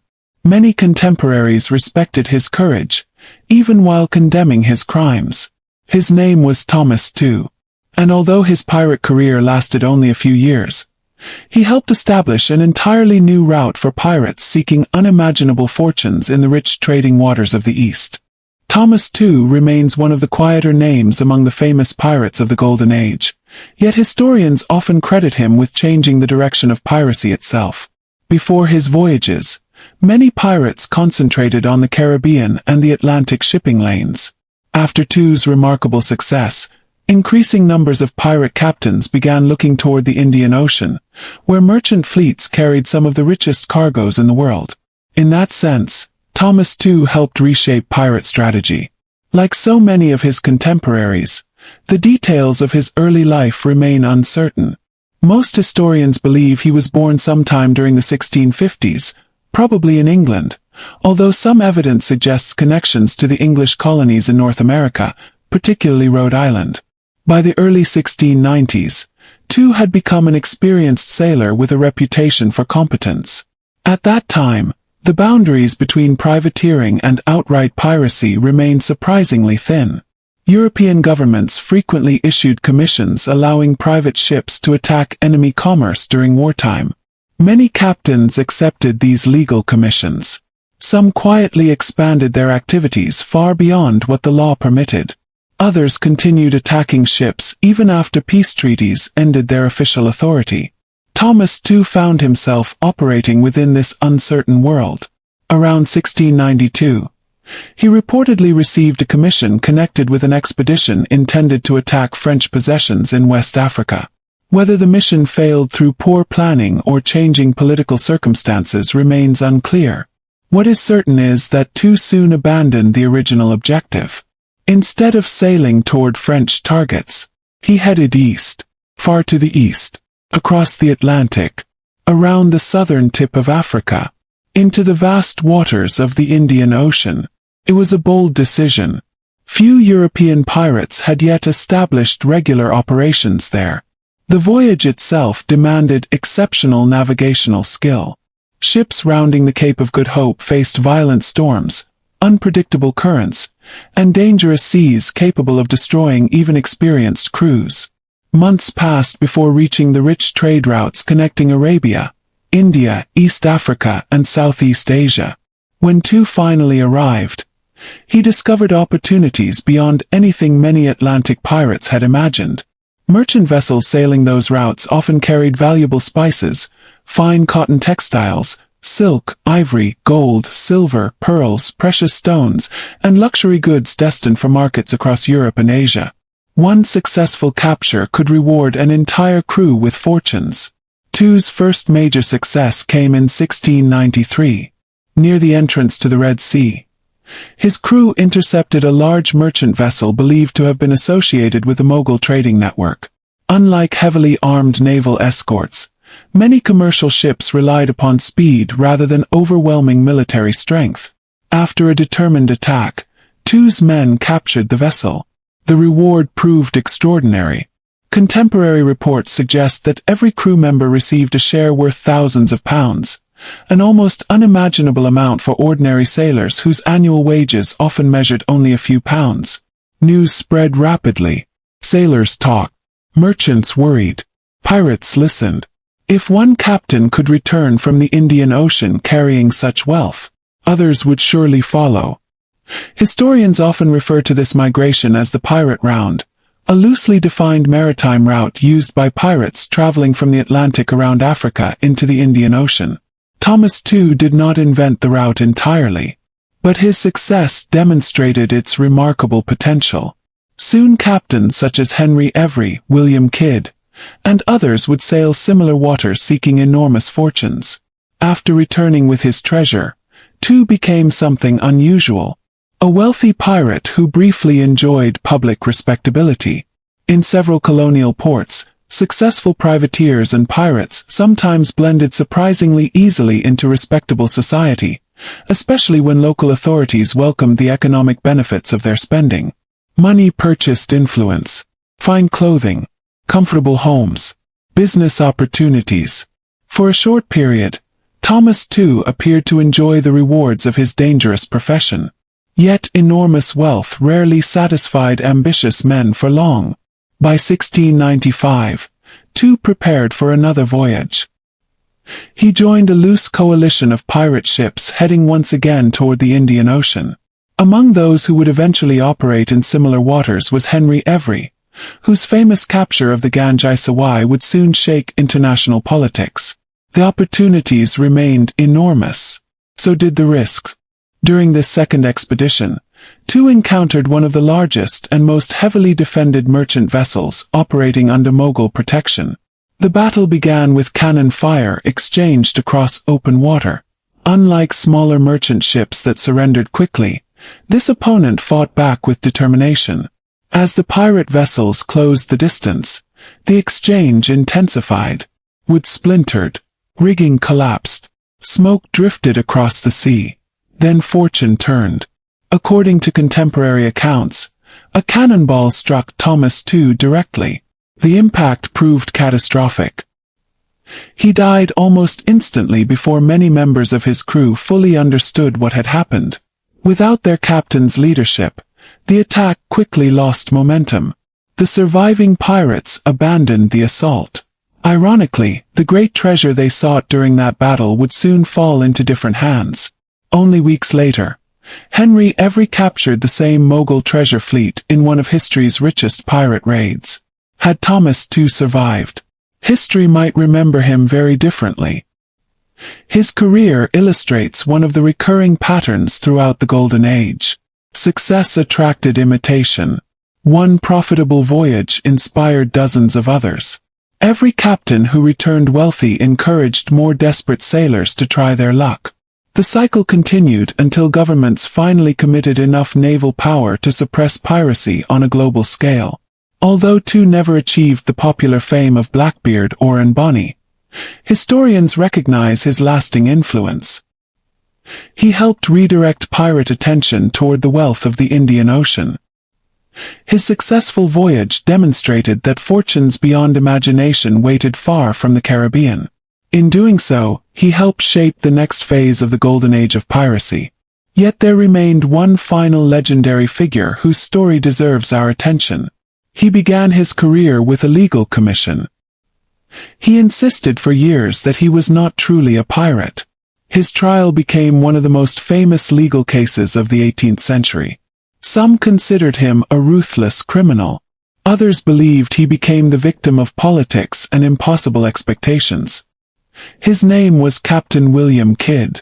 And few men in pirate history have inspired more debate over where legitimate privateering ended and piracy truly began. William Kidd's story begins very differently from that of most pirates we have met so far. Blackbeard built his reputation through fear. Bartholomew Roberts through discipline.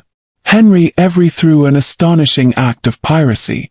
And Bonny and Mary Red became legendary because they challenged the expectations of their age. Captain William Kidd, however, entered history as a respected sailor. For many years, almost no one would have imagined that his name would eventually become one of the most famous in pirate history. Most historians believe Kidd was born around 1654, probably in Dundee, Scotland, although some records suggest other nearby locations. Like many boys growing up near the coast, he learned the skills of seamanship while still young.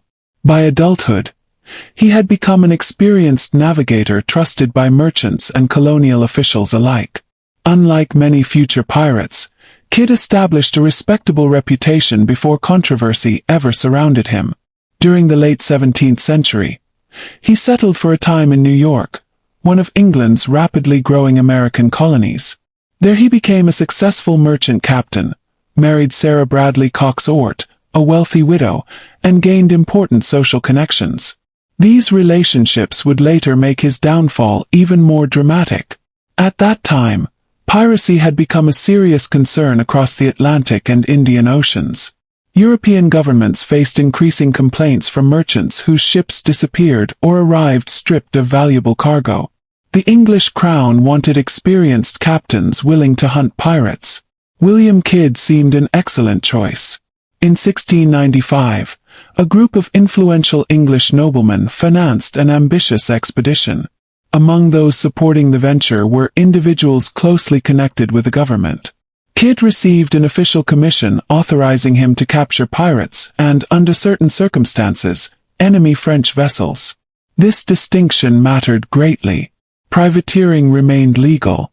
Piracy did not. Everything depended upon following the exact terms of the commission. Kidd sailed aboard the Adventure Galley, an impressive vessel specially designed for long-distance operations. She carried both sails and large oars, allowing movement even when the wind failed. The design reflected the practical challenges of hunting pirates, who often escaped during calm weather. The voyage began with high expectations. Reality proved far less rewarding. Months passed, then more months. Pirates proved surprisingly difficult to find. Supplies dwindled. Disease affected the crew. Wages remained unpaid because prizes had not been captured. Frustration steadily increased. The men had expected profitable voyages. Instead they found endless oceans and disappointing results. Maintaining discipline under such circumstances became increasingly difficult. One incident revealed how serious tensions had become. A gunner named William Moore reportedly urged Kidd to attack a Dutch vessel. Kidd refused, believing the attack would violate his commission. The argument escalated. According to testimony presented later, Kidd struck Moore with a heavy wooden bucket bound in iron. Moore died from his injuries the following day. Whether Kidd intended to kill him remains uncertain. Nevertheless, the death would later become an important part of the charges brought against him. Pressure continued mounting. Eventually Kidd captured several ships, but legal questions surrounded many of them. The most controversial prize was the Quebec Merchant, an enormous Armenian-owned vessel sailing under French passes. French passes were official documents intended to protect ships connected with France. Kidd argued that because the vessel carried valid French documentation, capturing her fell within the authority granted by his commission. Critics disagreed. The ship belonged primarily to merchants connected with the Mughal Empire and Armenian trading networks rather than directly to France. The legal situation became extraordinarily complicated. At sea, such distinctions often seemed less important than survival. Back in London, however, they mattered enormously. The Quebec Merchant carried a magnificent cargo. Fine silks, cotton, sugar, opium, gold, silver, expensive textiles. The prize represented one of the richest captures of Kidd's career. Yet instead of securing his success, it sealed his fate. Political circumstances had changed. Powerful supporters who once backed the expedition now faced criticism from their rivals. Association with a captain accused of piracy became politically dangerous. Protecting Kidd suddenly seemed far less attractive than sacrificing him. Unaware of how dramatically opinion had shifted, Kidd sailed toward the American colonies hoping to defend his actions. He believed his commissions would prove his innocence. He expected a fair hearing. Instead he encountered suspicion. Colonial authorities arrested him in Boston in 1699. From there he was transported across the Atlantic to England. The journey itself symbolized his changing fortunes. Only a few years earlier, he had sailed proudly under royal authority. Now he crossed the ocean as a prisoner. His trial opened in London during 1701. Crowds followed every development with intense interest. Piracy fascinated the public. Newspapers eagerly reported sensational details. The prosecution accused Kidd of both piracy and murder. His defense faced enormous obstacles. Several important documents supporting his claims, including the French passes taken from the Quebec merchant, were not presented during the trial. Historians continue debating why. Some believe political pressure influenced the proceedings. Others argue that legal standards of the time simply differed greatly from modern expectations. Whatever the explanation, Kidd struggled to prove that he had acted within the limits of his commission. The jury found him guilty. He received a sentence of death. On May 23, 1701, William Kidd was taken to execution dock on the River Thames. Even his execution became unusual. When the hangman released the rope, it reportedly snapped. Under modern law, such an accident might lead to postponement. In early 18th century England it did not. A second rope was prepared. The execution continued. Afterward, Kidd's body was coated with tar and suspended inside an iron gibbet along the Thames. There it remained for years. Thousands of sailors entering or leaving London saw the grim display. The government intended the message to be unmistakable. No reputation, no wealth, no political connections, no previous service to the crown. None of these would protect anyone convicted of piracy. Ironically, William Kidd's death marked only the beginning of his legend. Stories soon spread claiming that he had buried enormous treasures before his arrest. Maps appeared. Rumors multiplied. Treasure hunters searched islands from Long Island to Nova Scotia and throughout the Caribbean. Most found nothing. Only a small cache recovered on Gardiner's Island near New York was ever officially connected to Kidd, and it had already been surrendered to authorities before his trial. Yet the legends refused to disappear. For generations, novels, poems, and adventure stories transformed Captain Kidd into the archetypal treasure-burying pirate. In reality, historians have found remarkably little evidence that pirates commonly buried treasure at all. Most spent their wealth quickly on supplies, repairs, food, clothing, and entertainment. Hidden treasure made exciting fiction. Practical economics usually favored immediate spending. Still, Kidd's mysterious reputation inspired countless later writers, including those whose stories shaped modern pirate mythology. As Captain Kidd's life came to its tragic conclusion, the broader story of the Golden Age of Piracy continued unfolding around him. Many famous captains had now risen and fallen. Some died in battle. Some vanished into mystery. Some were hanged before cheering crowds. Others simply disappeared beneath the sea. Yet taken together, these remarkable lives reveal something larger than individual adventures. They tell the story of an extraordinary moment in history when global trade, imperial rivalry, desperate poverty, and the limitless horizon of the ocean combine to create legends that have endured for more than 3 centuries. And as our voyage approaches its final chapters, one question still remains quietly waiting beneath the surface. Why did the Golden Age of Piracy end so suddenly? After producing so many unforgettable names. The remarkable thing about the Golden Age of Piracy is not that it happened. The remarkable thing is how quickly it disappeared. For a brief period, roughly from the late 17th century into the early 1720s, it seemed as though pirates were everywhere. Merchant captains feared them. Colonial governors struggled to stop them. Newspapers eagerly reported their attacks. Governments worried that international trade itself might become impossible to protect. Then, within only a few decades, the great pirate fleets were largely gone. The men whose names echoed across the Atlantic and Indian Oceans either died in battle, stood beneath the gallows, accepted royal pardons, or quietly disappeared into history. What changed? The answer was not a single battle or one famous victory. Instead, many small changes gradually closed the door on piracy until there was almost nowhere left to hide. The first and perhaps most important change involved governments themselves. During the early years of the Golden Age, European empires often fought one another more fiercely than they fought pirates. England, France, Spain, the Dutch Republic, Portugal. Each empire focused enormous resources on defeating its rivals. Privateers received official commissions because governments needed experienced sailors willing to attack enemy shipping. But once major wars ended, priorities shifted. The same naval officers who had once hunted foreign merchant vessels now turned their attention toward former privateers who had refused to stop attacking ships. The distinction between patriot and pirate suddenly became very clear. Royal navies expanded their patrols. Britain, in particular, invested heavily in protecting Atlantic commerce. New warships appeared along busy trade routes. Merchant convoys received stronger escorts. Pirates who had once encountered only lightly defended merchant vessels increasingly found themselves facing disciplined naval crews. The odds changed. Another important factor involved colonial governors.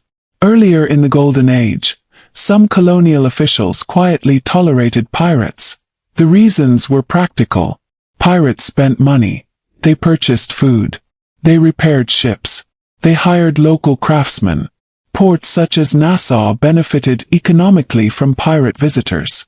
A governor with limited resources sometimes found it easier to ignore them than confront them. That attitude gradually disappeared.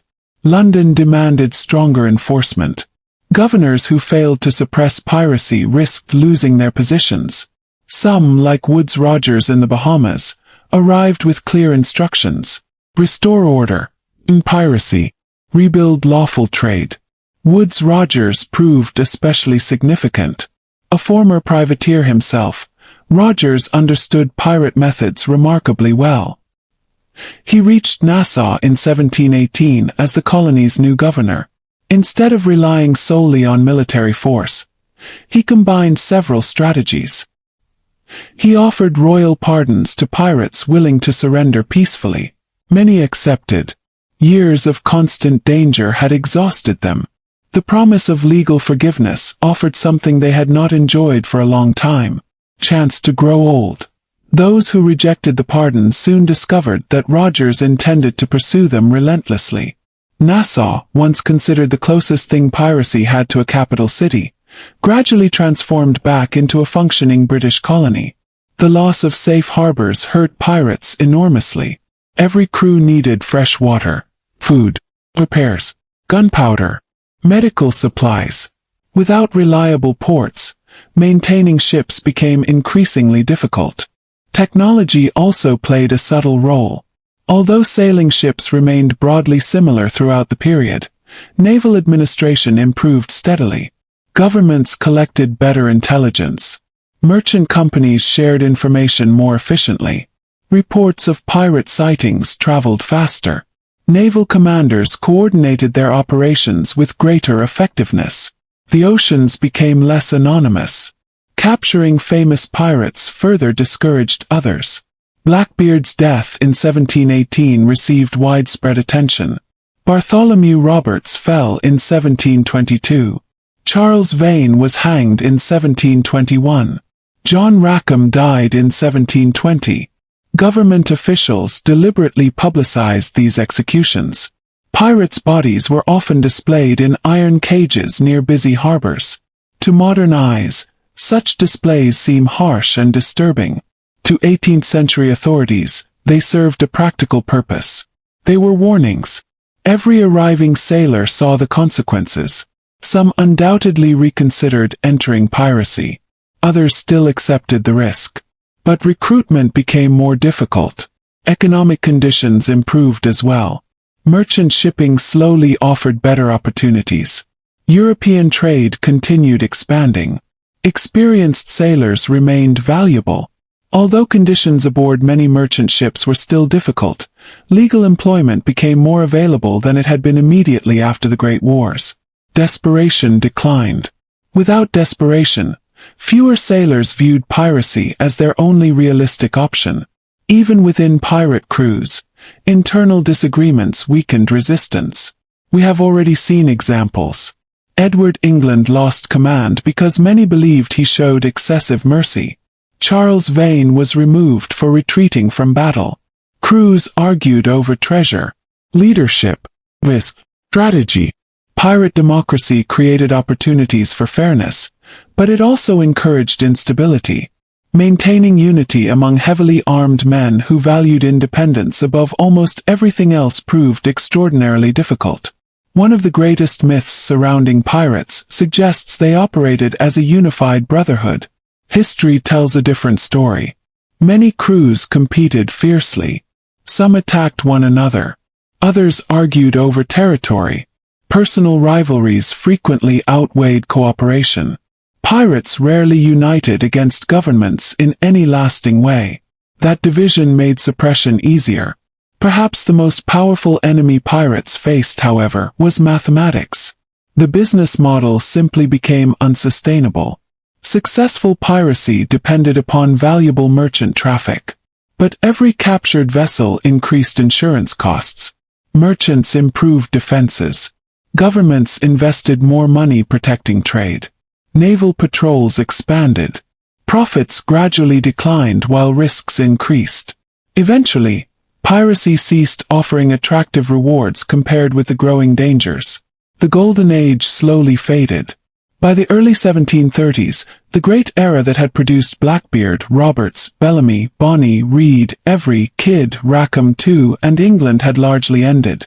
Piracy itself never disappeared completely. Smaller groups continued operating in various parts of the world. The 19th century witnessed piracy in Southeast Asia, the Mediterranean, and the South China Sea. Even today, modern piracy occasionally threatens shipping in certain regions. Yet the unique combination of circumstances that created the famous Golden Age never truly returned. Oh, if the historical reality of piracy ended, something else had only just begun. Its transformation into legend. Within only a few years of these pirates' deaths, writers began collecting their stories. One book became especially influential. Published in 1724, A General History of the Pirates introduced readers across Britain and Europe to dramatic accounts of Blackbeard and Bonny, Mary Read, Charles Vane, Bartholomew Roberts, and many others. Although modern historians recognize that parts of the book contain exaggerations and literary embellishments, it preserved invaluable contemporary information while also shaping the public imagination. Later generations added their own ideas.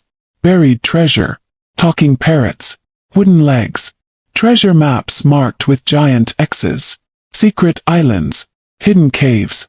Many of these familiar images owe more to 18th and 19th century literature than to historical reality. Then came novels. Perhaps none proved more influential than Robert Louis Stevenson's Treasure Island, published in 1883. Stevenson's unforgettable Long John Silver permanently reshaped how millions imagined pirates. The 20th century added films, television series, cartoons, and eventually blockbuster movies. Each generation reinvented piracy once again. The real people gradually blended with fiction. The result is something fascinating. Many people today recognize pirate legends, without realizing how extraordinary the real history truly was. And in many cases, the truth is every bit as compelling as the myths. As the Golden Age of piracy faded into history, something curious happened. The pirates themselves slowly disappeared. But their stories refused to sink. Ships rotted away. Wooden docks collapsed. Coastal forts changed hands. Governments rewrote laws. Empires rose and fell. Yet the names Blackbeard and Bonny, Bartholomew Roberts, Henry Every, William Kidd, Samuel Bellamy, Thomas Tew, John Rackham, Edward England, and Mary Read continued drifting from one generation to the next, almost like old sea songs carried by the wind. Part of that endurance comes from the unusual nature of piracy itself. Pirates stood outside nearly every established system of their time. They rejected naval discipline. They ignored commercial law. They challenged royal authority. They operated across national borders at a moment when European empires were expanding rapidly around the globe. That made them fascinating. But it also made them dangerous. It is important to remember that the romance surrounding pirates today often hides the suffering they caused. Merchant ships were not simply carrying gold and silver. Many carried families beginning new lives in distant colonies. Others transported sailors who had no share in the valuable cargo they protected. Many crews consisted of ordinary working men earning modest wages under difficult conditions. When pirates attacked, these sailors frequently became prisoners. Some were beaten. Some were wounded. Some were killed. Even when captives survived, losing a ship could mean financial ruin for merchants and unemployment for innocent crews. The consequences reached far beyond the deck of a single vessel. Trade linked entire societies. Food, medicine, tools, clothing, letters from loved ones. Every captured merchant ship interrupted lives far from the ocean itself. At the same time, understanding piracy also requires understanding the world that created it. Conditions aboard many merchant vessels were undeniably harsh. Food often spoiled after months at sea. Fresh water became foul. Disease spread rapidly in cramped wooden ships. Scurvy weakened entire crews before the importance of vitamin C became widely understood. Pay frequently arrived late. Sometimes it never arrived at all. Captains occasionally exercised almost unlimited authority over their sailors. Corporal punishment remained common. Flogging, although regulated differently across various navies and merchant companies, formed part of maritime discipline throughout much of the period. Many sailors therefore viewed pirate ships through complicated eyes. Not because piracy was morally right, but because pirate crews sometimes offered conditions that appeared fairer than those found aboard certain merchant vessels. Shares of captured wealth were often agreed upon in advance. Captains could be removed by vote. Compensation sometimes existed for injuries suffered in battle. These practices were not acts of charity. They were practical arrangements designed to maintain loyalty among dangerous men. Still, compared with some legal shipping companies, they appeared surprisingly modern. Historians sometimes describe pirate crews as early examples of contractual communities. Everyone accepted agreed rules before joining. Breaking those rules carried consequences. The system was imperfect. Violence remained ever present. Yet the contrast with parts of the legal maritime world helps explain why piracy attracted recruits. Another surprising feature of pirate society involved diversity. Ships often carried men from many different countries. English sailors worked beside Irish, Scottish, Welsh, Dutch, French, African, Caribbean, and occasionally indigenous crew members. Communication required flexibility.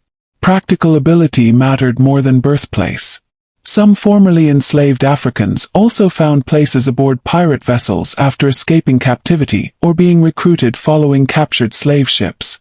The historical evidence varies from crew to crew. Not every pirate captain welcomed everyone equally. Yet compared with many legal institutions of the early 18th century, pirate crews could sometimes appear remarkably diverse. Again, this should not be mistaken for modern equality. Pirates remained criminals pursuing wealth through violence. But necessity often encouraged cooperation across national and ethnic lines. Women, by contrast, remained extremely rare. And Bonny and Mary Red became famous precisely because their presence was so unusual. Thousands of pirate crews sailed during the era. Only a handful of women are reliably documented participating directly in pirate operations. Their stories therefore attracted immediate attention from contemporary writers. Many later authors exaggerated their adventures. The documented facts alone remain extraordinary enough. One question continues to intrigue historians. How much treasure did these famous pirates actually leave behind? The answer disappoints many treasure hunters. Very little. Despite centuries of legends, evidence suggests that pirates rarely buried vast fortunes. The practical reasons were simple. Treasure needed to be spent. Ships required repairs. Crews demanded shares. Food, gunpowder, sails, rope, anchors, medicine, and fresh water all cost money. A pirate captain who buried wealth while his crew went unpaid would probably lose command quickly. Most profits disappeared almost as rapidly as they arrived. Only a few genuine pirate wrecks have ever been studied scientifically. The most famous remains Samuel Bellamy's Whydah galley, discovered off Cape Cod. Its artifacts confirmed many details of pirate life while reminding archaeologists how much remains hidden beneath the sea. Thousands of historic shipwrecks still rest on ocean floors around the world. Some have never been found. Others remain protected by international law as important cultural heritage sites rather than treasure hunting opportunities. Modern underwater archaeology focuses upon preserving knowledge rather than recovering riches. Each recovered compass, each cannon, each coin, each piece of pottery, each navigational instrument adds another small piece to the historical puzzle. The oceans continue protecting many of their secrets. Perhaps they always will. The image of pirates has also evolved dramatically over time. 18th century governments portrayed them as monsters deserving swift punishment. 19th century novelists transformed them into adventurous antiheroes. 20th century cinema emphasized excitement, humor, and romance. Today's audiences often encounter pirates first through entertainment rather than historical study. There is nothing wrong with enjoying those stories. Adventure has always captured human imagination. Yet separating myth from reality allows us to appreciate something even richer. The genuine history. The Atlantic world of the late 17th and early 18th centuries connected continents more closely than ever before. European manufactured goods crossed oceans. Enslaved Africans endured the horrors of the Middle Passage. American sugar, tobacco, and precious metals flowed toward Europe. Asian textiles and spices entered global markets. The Golden Age of Piracy emerged directly from that expanding network of commerce. Pirates did not exist outside history. They existed because of it. Every merchant convoy reflected international politics. Every naval patrol represented imperial competition. Every captured prize echoed larger economic systems transforming the world. When viewed that way, pirates become more than colorful characters carrying cutlasses across sunny beaches. They become participants in one of history's earliest truly global economies. Their stories reveal not only crime, but also trade, empire, navigation, exploration, or technology, and the extraordinary courage, both admirable and reckless, required simply to survive at sea. Our voyage is nearly complete now. Only one final stretch of calm water remains before we leave these remarkable lives behind. There, we'll look back at all 10 famous pirates together, reflect upon what history truly teaches us about their world, and quietly let the sounds of the old Atlantic carry us home across the sleeping sea.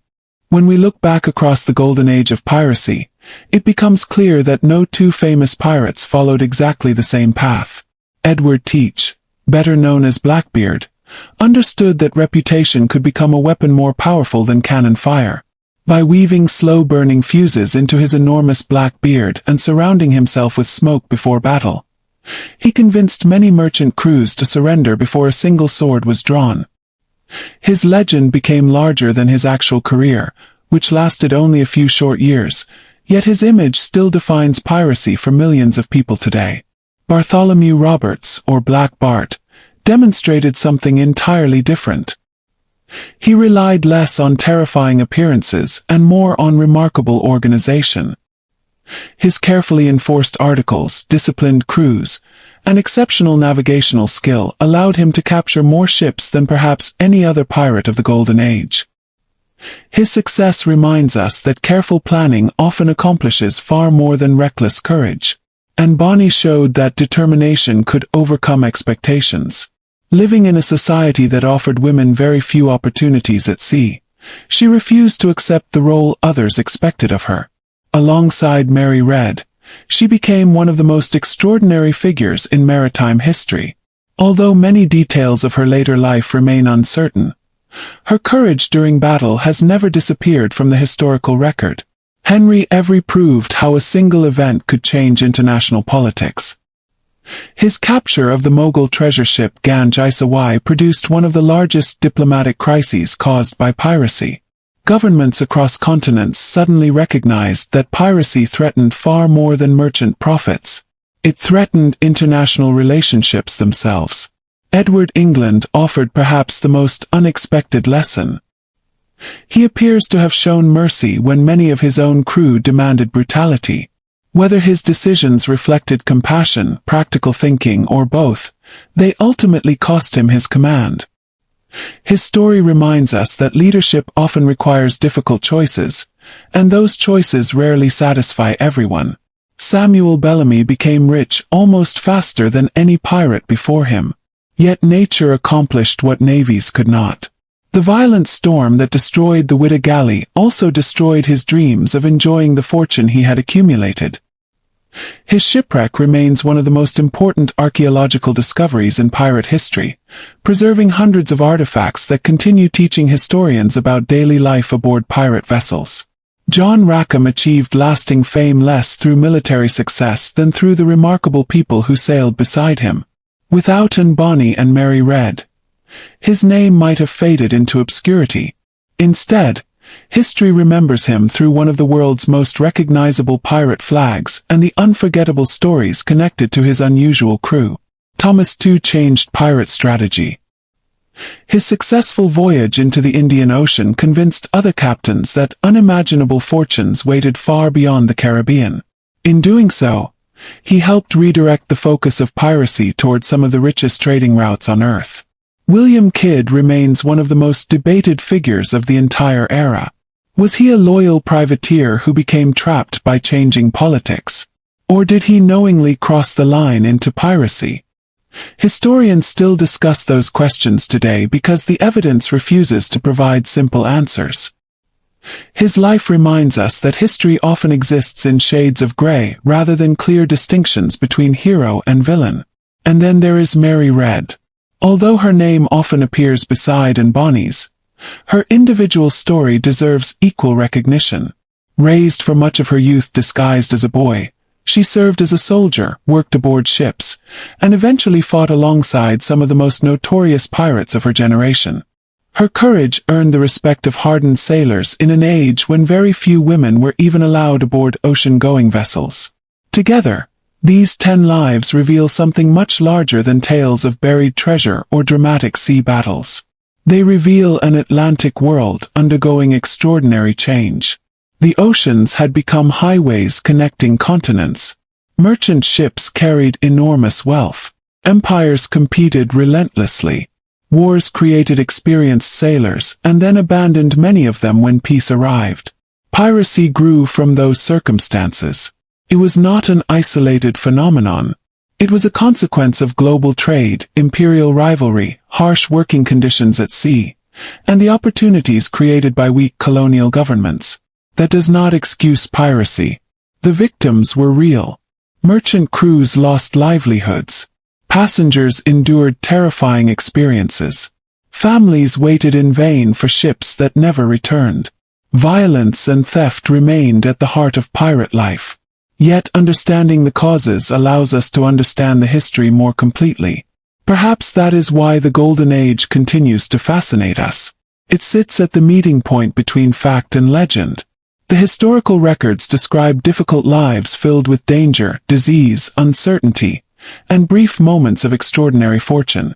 Popular culture transforms those same lives into colorful adventures full of treasure maps, parrots, and hidden islands. The truth lies somewhere between imagination and reality.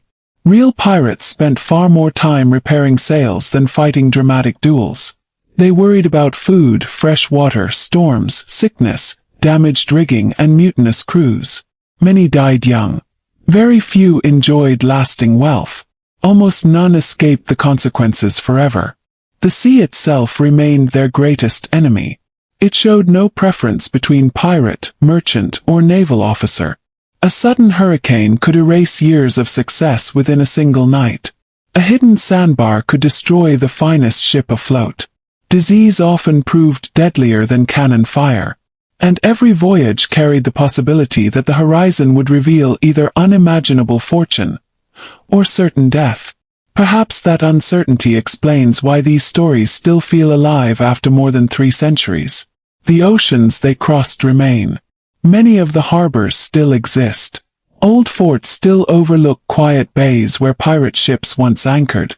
Archaeologists continue recovering coins, cannons, navigational instruments, and fragments of wooden hulls from beneath the waves. Each discovery reminds us that beneath every legend stood real people living through one of history's most remarkable maritime eras. As our journey nears its final harbor, only one gentle chapter remains. There we'll leave behind the crashing waves, lower the sails one last time, and quietly reflect on why these old stories continue to drift across the centuries, inviting each new generation to listen once again. The sun is slowly sinking below the horizon now. The sails hang quietly in the evening breeze.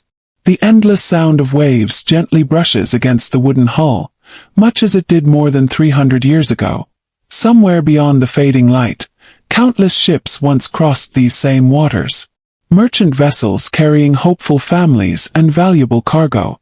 Naval warships enforcing the authority of distant kings. Fishing boats searching for another day's catch. And hidden among them from time to time, the dark silhouettes of pirate ships whose names would become part of history. Our long voyage through the Golden Age of Piracy has brought us alongside 10 remarkable figures, whose lives were very different from the legends that later surrounded them. We met Edward Teach, the man remembered as Blackbeard, whose carefully crafted image frightened enemies long before battle began. We followed Bartholomew Roberts, whose discipline and remarkable leadership allowed him to become perhaps the most successful pirate captain of the entire Golden Age. We learned about Bonny and Mary Red, whose courage challenged the expectations of an age that rarely allowed women aboard ships, let alone into battle. We watched Henry Every seize one of history's richest prizes and unknowingly trigger an international manhunt that stretched across continents. We saw Edward England lose his command after choosing mercy where many expected cruelty. We sailed beside Samuel Bellamy, whose extraordinary fortune disappeared beneath the Atlantic during a single violent storm. We remembered John Rackham, forever linked to one of history's most recognizable pirate flags and the unforgettable crew that sailed beside him. We followed Thomas Tew as he helped open the Indian Ocean to a new generation of pirate expeditions. And we watched Captain William Kidd stand before a court insisting that he had remained a privateer, only to meet his end beneath the gallows despite years of loyal service. Each story was unique, yet together they reveal a single historical truth. The Golden Age of Piracy was never simply about buried treasure. It was born from a world changing at remarkable speed. European empires stretched across oceans. Global trade connected continents more closely than ever before. Wars created skilled sailors. Peace left many of them unemployed. Merchant companies accumulated enormous fortunes. Ships crossed dangerous seas carrying wealth almost beyond imagination. Where such wealth traveled, there would always be those willing to risk everything in hopes of claiming it. The pirates we remember today were products of that world. Some sought freedom. Some sought revenge. Some chased wealth. Some simply tried to survive after legal opportunities disappeared. None of them knew that centuries later people around the world would still speak their names. History has a curious way of choosing whom it remembers. Thousands of pirates sailed during those turbulent decades. Most vanished without leaving more than a brief mention in forgotten court records. Only a handful became legends. And even those legends slowly changed as each generation retold the stories. Novelists added hidden treasure. Artists painted dramatic battles. Filmmakers created unforgettable characters. The line between history and imagination blurred until many fictional pirates became as famous as the real men and women who inspired them. Yet beneath every legend still rests the historical record. Old letters written by frightened merchants. Court testimony given under oath. Naval reports describing dangerous encounters. Colonial newspapers carrying news of captures and executions. Archaeological discoveries resting silently beneath the sea. Together, these fragments allow historians to rebuild the world of the early 18th century piece by piece. Perhaps that is the greatest treasure of all. Not gold. Not silver. Not jewels locked inside forgotten chests. But knowledge. An opportunity to understand how ordinary people lived during extraordinary times. To see history not as distant dates printed inside textbooks, but as real human lives shaped by difficult choices, uncertain futures, and an ocean that cared little for rank, reputation, or ambition. Even today, if you stand along the rocky coast of North Carolina, the quiet beaches of the Bahamas, harbors of Jamaica, or the shores of Cape Cod, the wind still carries the same salt air these sailors once breathed. The tides continue to rise and fall exactly as they did centuries ago. Somewhere beneath those waters lie broken anchors, scattered cannonballs, weathered timbers, and forgotten cargoes resting in peaceful darkness. The sea remembers everything. It simply tells its stories very slowly. Thank you for joining me on this quiet journey through the real history of the Golden Age of Piracy. If you enjoyed sailing through these forgotten chapters of the past, I'd love to know where you're listening from and what historical adventure you'd like to explore next. Reading your comments is always one of the best parts of these journeys, and your suggestions often inspire future stories. Now, the voyage is over. The lanterns aboard our old wooden ship grow dim. The waves become softer with every passing moment. Imagine the sails gently settling into silence. The stars slowly appearing above the calm Atlantic sky. The distant cry of a seabird fading into the night. Let your thoughts drift like an old ship carried by a gentle tide. Close your eyes. Take one slow, deep breath. And another. Allow the sound of the quiet sea to carry away the noise of the day. Leave the pirates, the ships, the storms, and the old oceans resting peacefully where history placed them. May your mind become as calm as still water beneath a moonlit sky. Sleep well. And until our next journey through history, good night.